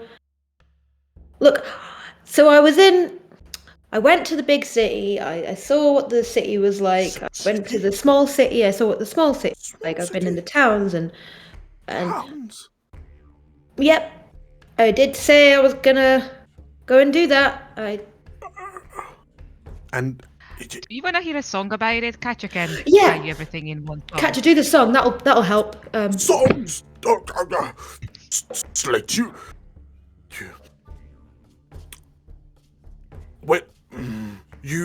flounce off and become an adventurer, and then you don't come back, and you don't visit. It's been weeks, it's been months, and then you bring all these people to my cave, and he grabs you and pulls you in close. Slate, I told you. You're not going to meet anyone else like you out there. They just won't understand you, Slate. Well, that's actually not true, for two reasons. Number one, I branches and leaves are absolute rubbish. No, you can't. No, I. Two reasons, and then you can talk again. One of them is just coming out the cave right now. Oh, and two, and three. So actually, that's 3 reasons, and then there's a 4th reason, and I'll say the 4th reason now. So these guys are my friends, and they understand me. I'm here right now, and everyone's being nice to me and looking after me and letting me be who I want to be. And so you're wrong there, and then you're 3 times wrong with that. And then also, I might be flouncing about being an adventurer, but you're flouncing about being a beast of Malar. So I mean, I think I'm doing a better job here. What? What? Yeah, I suggest we find some food and drinks before we talk all about that. Yeah. I think you will need some alcohol for all of for everything. Yes, we should. I'm really sorry for stabbing you in the leg. So, you can see that this old man is struggling to kind of process all of this information that's suddenly just being like dropped on him. But Slate, you notice that. So yeah, everyone watches as the 3 changelings come out. Reverence, Promise, and Joy. And like, Barrence is still kind of huffing and puffing. But you notice that he's just looking at these 3 changelings, dumbfounded. His mouth is hanging open. And he slowly looks from the 3 of them, and he turns his head to look at you, Slate. And there's this kind of horrified realization in his eyes. And they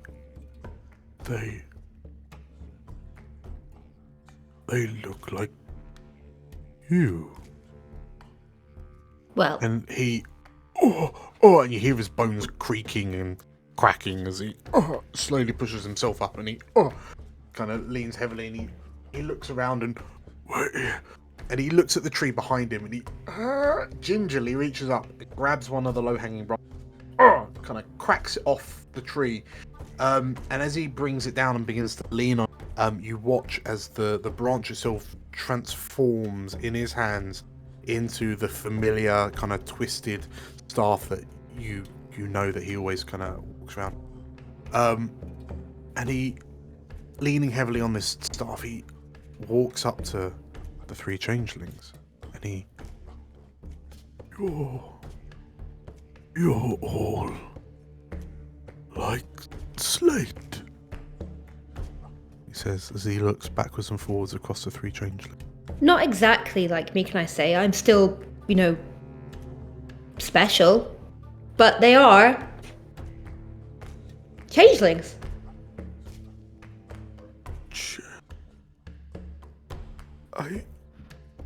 I didn't. Slate, I thought you were the.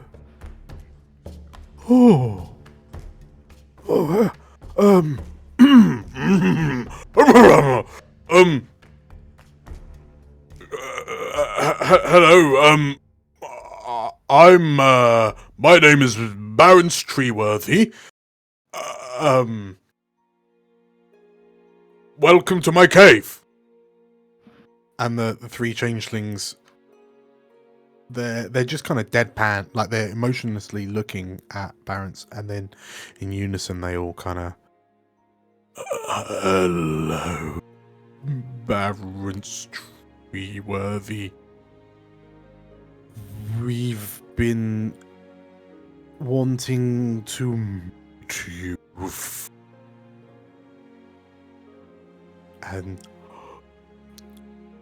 And he sort of looks to. He's just looking between the 4 of you, like the 3 changelings and you, Slate. Just his head's on a swivel. Yeah, it's pretty wild, long story. Wouldn't have found out unless I became an adventurer and stopped hanging out in the cave, in the forest. So actually, it's sometimes kind of good to go traveling and see the world and not just be stuck in your cave all the time. And he kind of raises an eyebrow, and he's got that look in his eyes like he's about to chastise for talking up to him like he normally would. But then he sort of takes another look. He then takes a look at you, the Warhounds, and kind of catches himself, and he he sort of places a hand on the shoulders of the three changelings and, oh, I didn't think. I thought Slate was here. Oh, and he sort of like wanders around and starts kind of looking on the spot, just watching this old man inspect.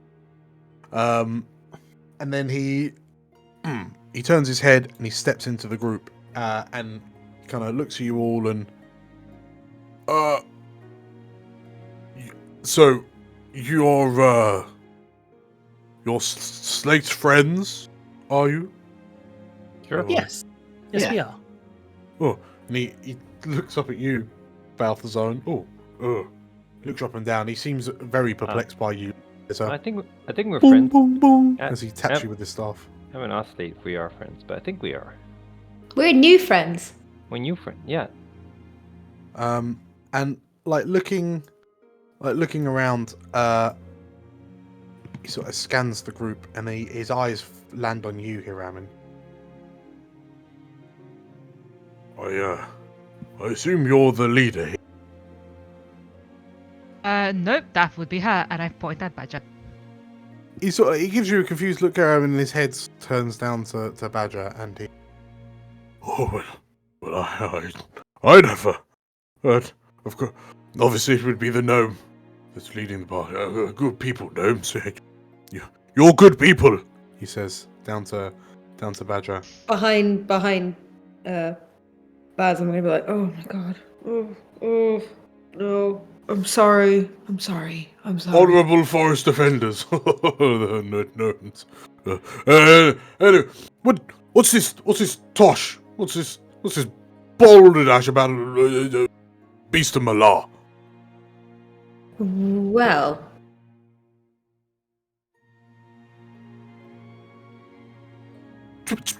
Spit it out, Slate. We haven't got all day. I was actually. You know what? You guys take your time. I'm gonna look for where Emily went off to. Oh, She's right behind us. She's here. Yeah. She is. She reappeared. She's got a squirrel. It's dead. I'm still going to grab her and say, like, where did you think you went? He was looking at me funny.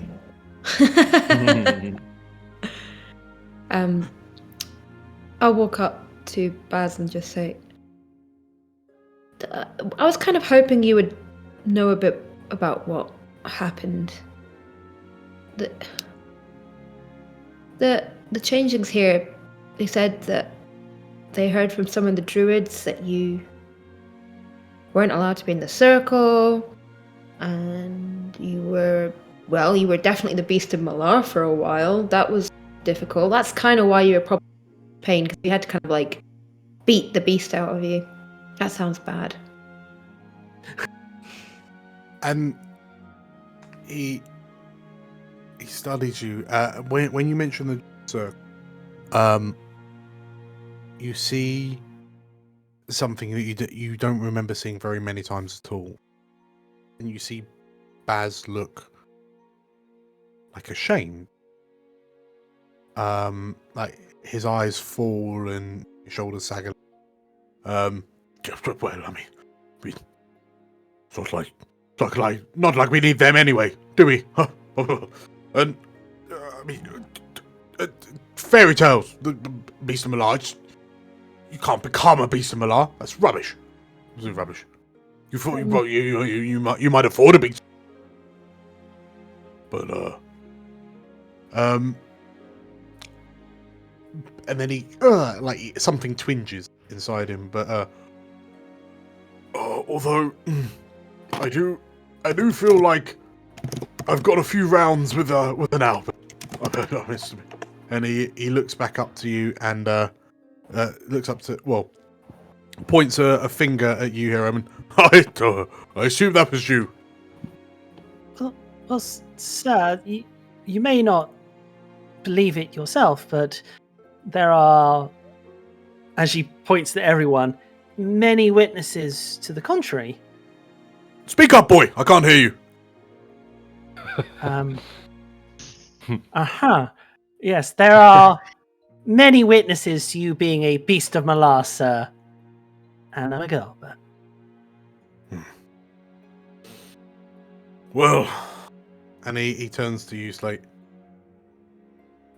This boy over here has a trustworthy face, so... She is very trustworthy to a burningly hot degree of trustworthy. I feel you slapped my She cheek is. and then stroked it with the same hand. Oh no, Slate has a point. You do have a face of someone who would never burn down a building. Again, my cheek feels like it's just been backhanded and then stroked on the opposite swing. I like these backhanded compliments. They make me feel all warm and fuzzy inside. Would you say they're making you feel warm and burning inside? Sorry.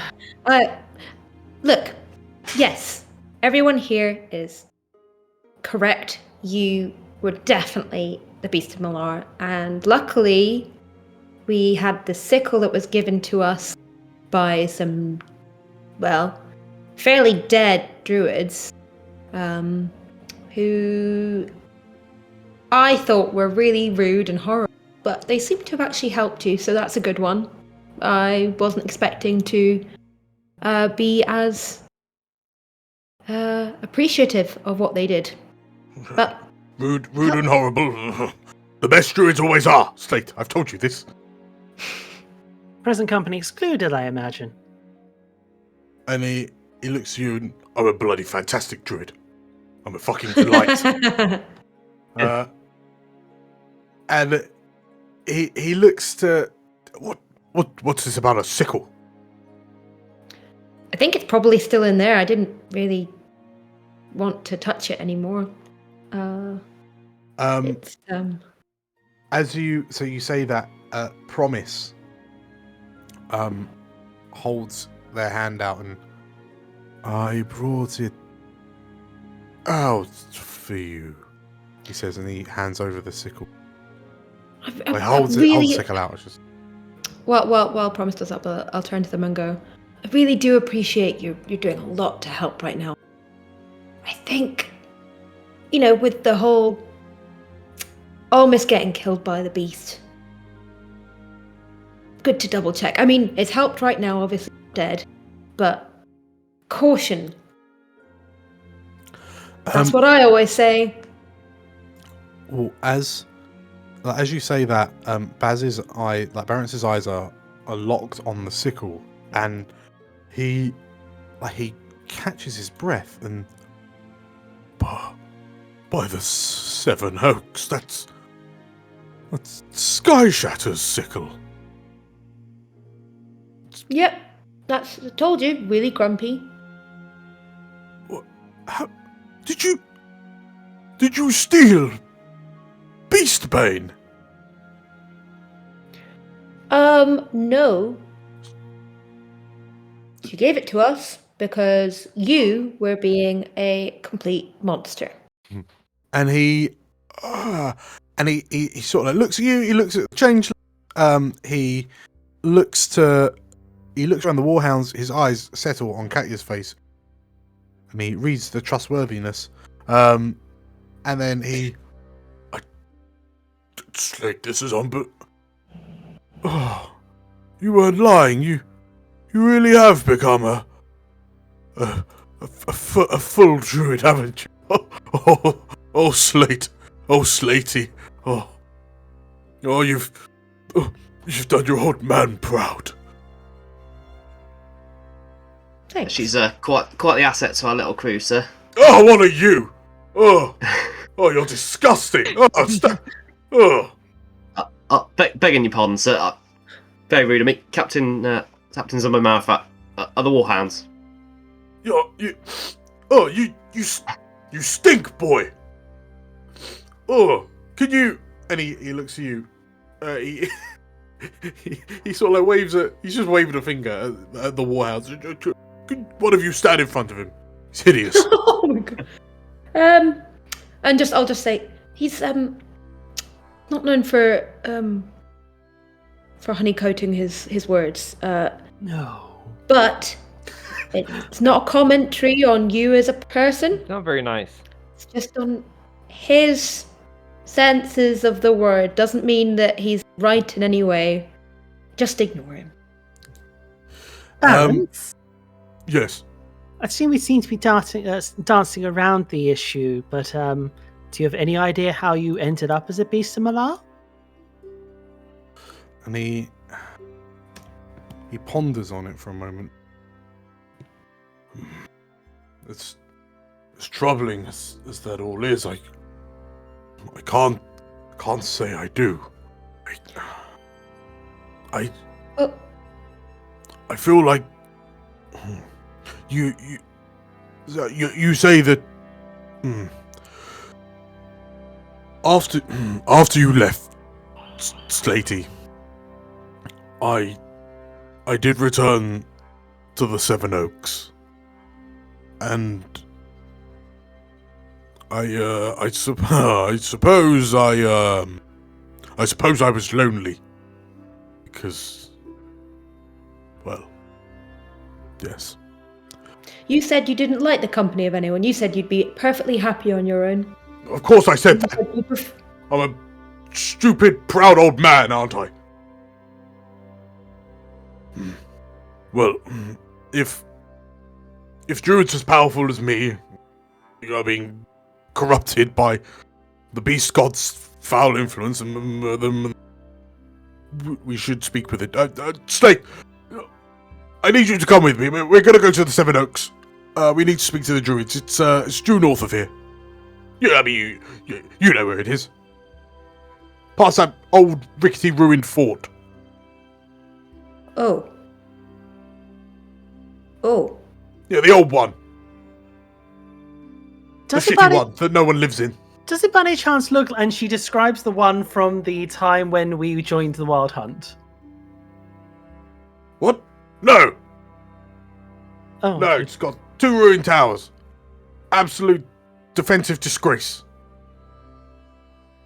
She describes Fort Lymera. Oh, you have seen it, yes.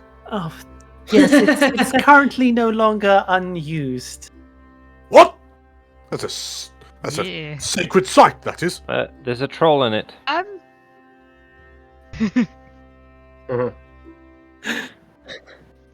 Sorry. I really do think we should get some drinks before we continue, because that is even gotten to the actually shocking news. Yes. What has been going on? Well, somewhere in here, I think, and I'll lean to Hiram and to the rest of the Warhounds. Baz used to keep a little secret stash somewhere in the cave. Oh, did you smoke if you it? distract him. Is that what he Yeah, did? what we talking? Booze? What's it? It's very, very nice ale. Pipe weed? What is it? Are you old enough to know about pipe weed? I think Sure. we're just talking about the ales. I don't know where he got it from. He always found this quite nice stuff. Somewhere in the cave. I know exactly where. Don't tell Baz. If you distract him for a moment, I'll see if I can go get it. I mean, we can try. Just ask him about animals or something. He loves animals. What's your favorite Has he met squirrel? Jewel yet? Oh, yeah. And Catcher half pushes Drool in front of her. He sort of digs his heels in like, oh. Okay. And, like, as Barents turns and, sees Drool, he sort of, like, regards the Mastiff with this kind of nose up gaze, and then he very creakily drops to one knee, and you see he whispers some kind of words of magic to himself, and you as Slate's off in the cave, you just see this old man just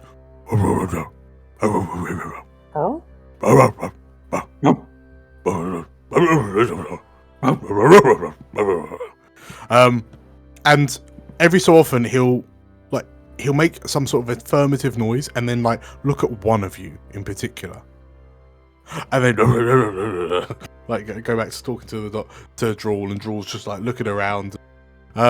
It's a much more genteel conversation when Slate tried to talk to Drawl last night. Clearly, Drawl's getting used to it. Slate, you return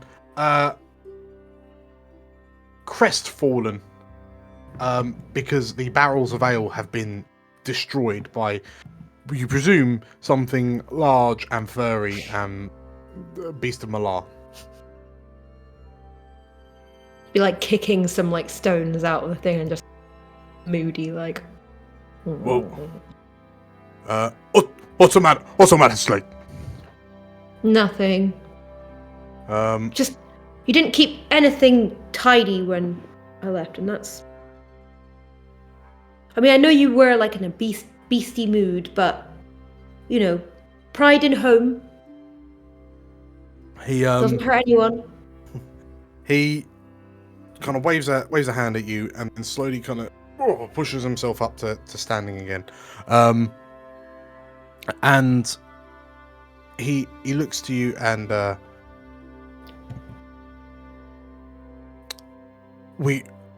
really appreciated it. Like, what is it? What did you come here for? Like, ideally, I need to go to the Seven Oaks. Slate, I need you to come with me. If you're saying that I'm becoming a beast, that's something that has to be discussed with the other elders. Yep. We can go. We can go, right? We can stop off and camp in that abandoned keep. Again, sir, it's not abandoned. Yes, we just got to be careful of the. Troll. Yeah. Oh, bloody trolls! Fine, we'll kill the troll, and then we can rest there. Tempting, very, very tempting, but no. It's decided then. 2 trolls. Fantastic. There's 2. 2 trolls, not a problem. Right. 4. Go on, Slate. 4. Let's go. 4. Excuse me. Before we go. Yes, you handsome one. He says, pointing at you, Hiram. Thank you. I suppose You're welcome. we do actually have something to do urgently. What? It's not more urgent than this, I can tell you that. I mean, a kingdom's future kind of relies on it. I'll just like look and go like, Kingdom. he doesn't care. Kingdom you kingdom? live in? What? The Oberskiers? Cormyr? Morons, each and all of them. We really should go to the fort. You really want to meet who has been hiding there. Good. I think you definitely are the leader. You've got like the most sense. Although you are a no, so maybe you. He says, looking to Badger. Wait up, old timer. You're good with animals, right? You're just chatting to the dog there. Can you tell me what's wrong with this? I don't think it works on you. No. This octopus. I reckon it's broken. Angry. Baz. just holding it out like. Why is it following me around? Can you do something about it? So Baz gives you a he's got a scrunch face. He's got a stink face on.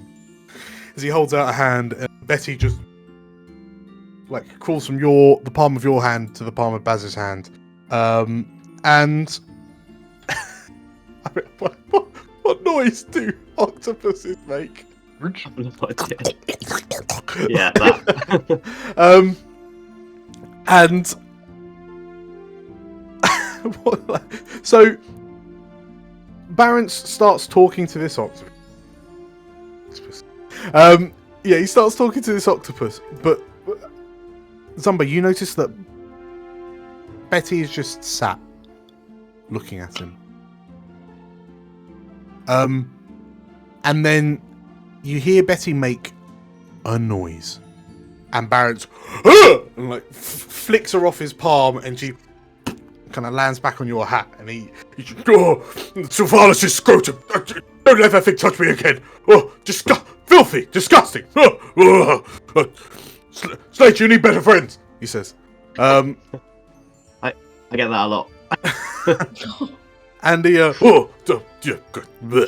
and as he shivers and shakes, Just be nice. I'll yeah. shout at him. And he sort of looks at you. Right, come on, we'll head north. We'll stop at that keep. We'll kill the trolls, and then we'll head off and we'll speak to the elders. Right, good plan. We'll have some ale when we get there. Off we go, he says, and he he bangs his staff on the forest floor, and you watch as he shrinks and just turns into a small owl. And he lands on your shoulder, Slate, and with one wing he points forward. Reluctantly follow, I guess.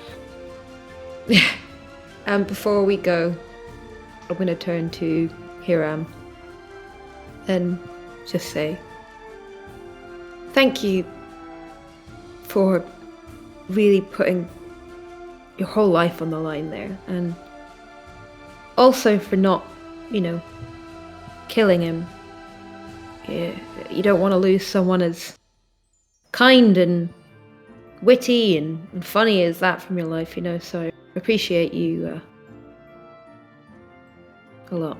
And I'm going to cast Him in the Heal chest before. Cure Wounds as well. Okay. Thank you.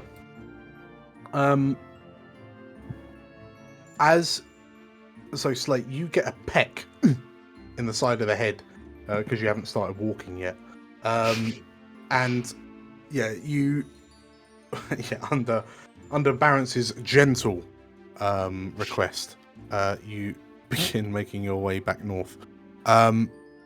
As you begin heading north, are there any conversations happening among you? It is a 4-hour journey back to Lymira. Well, why does he want to go to Lymira? Well, because it's an empty and abandoned fort that's only got 2 trolls in it, so you can kill those and stay over the night. Can we convince him He not to leaves, go right? there? I mean, you can give it a go. He Don't won't think we can kill convince him people. of anything. Walloon's lovely this time of year. Yeah. Honestly. Balthazar will tell him he's really scared of trolls. The owl Oh, he's an owl. turns its head 180 to look at you. Imagine Katya will sidle up next to Slate Mhm. and just sort of ask us, like, how are you feeling now? Well, it's definitely a weight off my chest and more of an annoying heavy weight on my arm. But I'm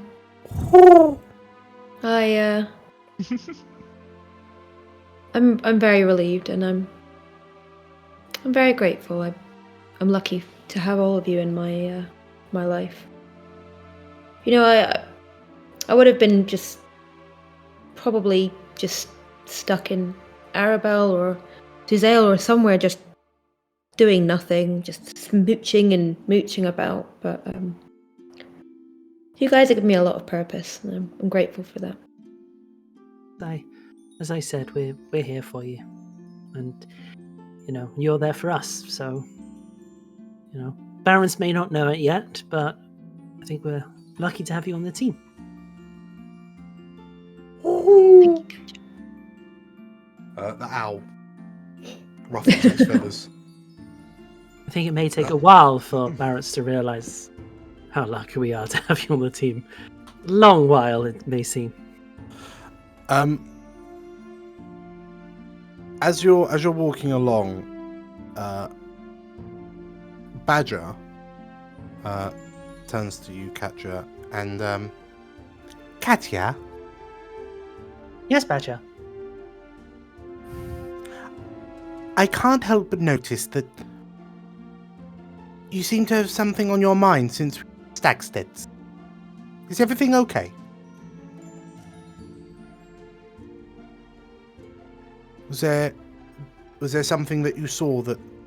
I mean, Yes. now that we've defeated the beast, but you've still got that look in your eyes. Yeah. It was Do you remember the big man that that Hiram got carted out of the place? Oh, he looked like a right ruffian. Yeah, his name is Quentin Torvoth. He was the guy who helped me get out of Zazale, and as I've kind of discovered, not by his choice, but Oh, so he was a friend of yours? no, he's I don't know how much I've really told you lots about the troop, but there was this group that worked on the side, the people who weren't very musically inclined or couldn't react to stuff.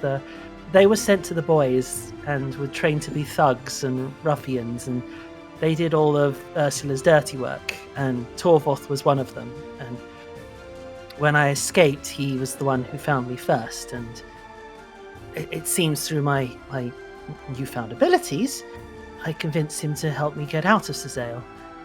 At some point, that effect must have ended, and he tried to attack me at Jester's Green, and I left him for dead. But besides the point, he... You what? Sorry? You left him for dead, Katya? It's a long story, but he attacked me, and I panicked. I grabbed my mum's knife, and... He didn't look very dead, Katya. No, he wasn't, was he? But in any case, when he was being thrown out, he said he was an advisor to the king? Which doesn't make any sense. Unless...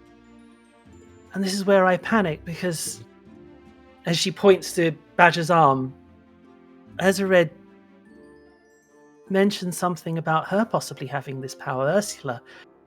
And if she's managed to weasel herself into the courts, I don't know what I'll do. I need to talk to Magnus. I need to know what's happening in Zale with Ezerad and who he's surrounding himself with. But I fear that... I feel that Ursula may have... I feel Ursula may be involved with Ezerad. And Torvoth is just the first piece of that puzzle. Why else would he say he was advisor to the king? Well,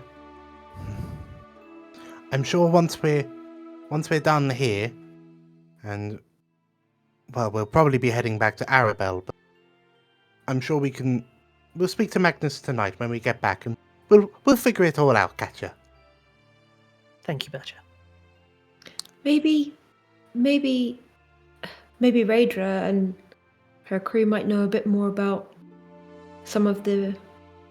Oh, yes. I mean, if there's anyone that knows anything about Ezered, it would probably be Raedra. I mean, she's his cousin and everything. It was on my intention to ask, Magnus and maybe any spy masters they had, or, maybe if they weren't so forthcoming, have a poke around. I wouldn't do that. I'm joking. I still aren't fully sure how this all works. Maybe I'm joking. I don't know. But Magnus seems like he would be weak-willed. No. Okay. So with that conversation, the journey, you're carrying on with the journey absolutely fine. Baz is just in owl form. Every so often he springs off your shoulder, Slate, transforms into some sort of small woodland predator, like a fox or something, and just kind of runs off. You hear like a as some small rodent meets an unfortunate end. Like Baz in wild shape kind of comes trotting back, licking his lips, and then turns back into an owl, repurches back on your shoulder. Picks out a bone, spits it out. Yeah. Hit a spittoon somewhere. Yeah. As you begin that now becoming more slow ascent up the side of the hill which Fort Limera rests upon. So you're about half a mile out or so.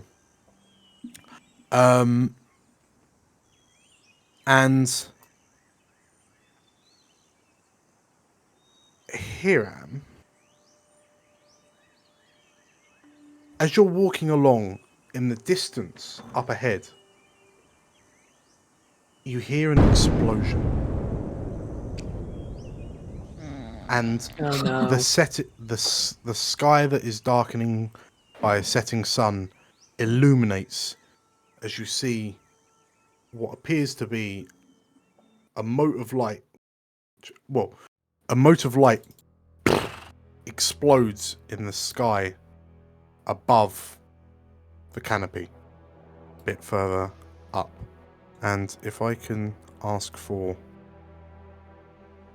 an Arcana check from you all, I will still be rolling with disadvantage because I'm still knackered. so you will. Can I use my 1d4, please, Dan? You may. Cool. Is it For free? That some sucks. reason, Dan, I didn't roll a number. I didn't roll anything.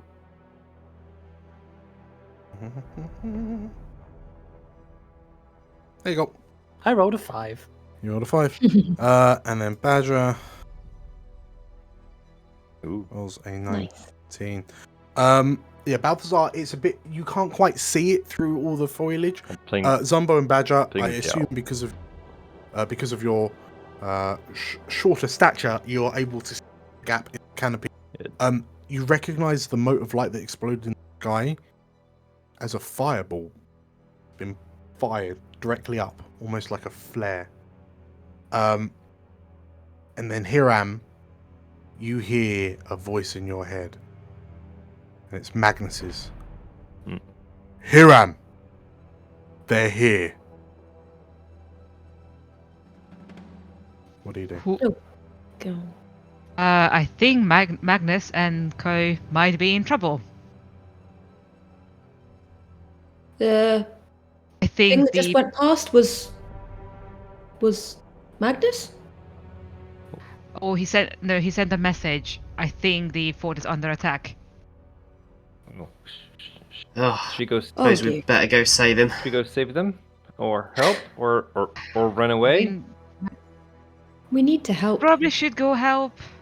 We can't let him get Renna. She's still there, remember? Which I forgot about, Brenna. Yeah. Yeah. If they capture her, all our little stealth mission will be for nothing. Very true. We need to help Magnus as well. Yeah, him as well. And Axicas You like Magnus? and Fish. He's been part of our Thought group that, the for- Beast of Malar and some of us are kind of hurt. Let's go help. Let's go help Idra. Okay. Yeah. We have Talking about Hiram being hurt, can I pump some hit points into him? I was about to Yeah. say, did we take any short rests on our journey? Fortunately not. She's I will dump a 3rd level spell slot heal. Mm-hmm. yeah. Let me just check. I'm halfway back to being on a good health. Okay, That's I'm something. gonna do another Yeah, as well. you're good. You're good Oh, now. train 2. I think Wait. train 2 is comfortable. Okay, cool. How long have we been walking, Dan? About 3 hours. Okay, alright, Hex, finish them. Cool. Yeah, I literally do have very little prepared spells that are actually of 3rd level. Happy to expend that to get you back as much best as possible. Well, it sounds odd, but for an action, she's going to have strummed her lute of resonance to regain a bardic inspiration. That's the word I'm looking for. Okay. Cool. So, as you all begin, hurrying on, Cat is like, playing a lute, slapping each other bells. Yeah, you.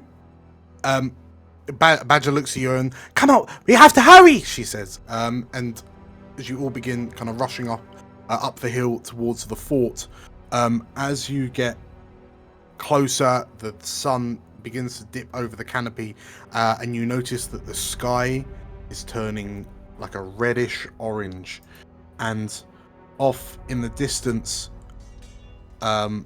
is the telltale sounds of metal ringing out on metal, and the cries of fighters and warriors. And as you arrive at the periphery Ooh, shit. of Fort Lymira, you can see that the front gates in front of you have been blown open, and the wooden gates are charred. There are purple dragons up on the walls of the fort in a desperate fight. It's difficult to see kind of who's who, but through the broken doors into the main courtyard, silhouetted by the tents, which are now ablaze, you can see a number of dragons, purple dragons, fighting purple dragons. I mean, these two twins are on opposite sides in the war. I mean, that's how serious things have become. And as you rush forward and see the chaos and carnage ahead of you, we'll call it there. Ah! Boo. Boo! So we've got a week to work out which side we're joining then. Yeah, then can we do like we did last time, and we'll do a vote, and then we'll just split the party, and then that's we'll vote which side we want to join, because that's what we Just end it on some hearty PvP. Yeah, how do we? And then Balthazar will choose the other side, and then Magnus gets back in. That's how it works. Well, everybody, with that, congratulations On reaching level 9. Thank you, Dad. on completing session 12. This end. We will see what the Warhounds do do in the attacked fort ahead of you. But yeah, I guess we'll find out what happens next week. A real quick thank you, shout out to Birdie Maps again for giving us the amazing cave maps that we used during the Beast of Malar fight. There'll be links to Birdie Maps' stuff down in the description down below. Otherwise, thank you for playing, everyone. Thank you, And I will Dan. see you. Thanks so much. Thank you, Dan. Thank Next you. week. See you soon. Bye bye. Take care. Bye. Bye. As the sun sets on the Warhounds' time in the King's Forest, they face one of their toughest choices yet. Will they publicly pick a side, or continue to operate in the gulf between the Loyalists and the Raedrans? Catch us next week to find out. Thank you for watching this video, and thank you for joining us on the adventure to date. We feel like we're really getting the hang of it, and we're excited to see where the channel expands in the future. If you like what we're doing here, you can find links to the various Explorer of Elsewhere socials down below in the description. We'd love it if you could like and comment below, and if you're after some more quality time with the Warhounds, you can click here for another video. We'd love it even more if you could subscribe to the channel over here to keep up to date with our new releases, videos every Sunday and shorts on Wednesdays. Again, thanks to you and to Birdie Maps, and as always, may the realms endure.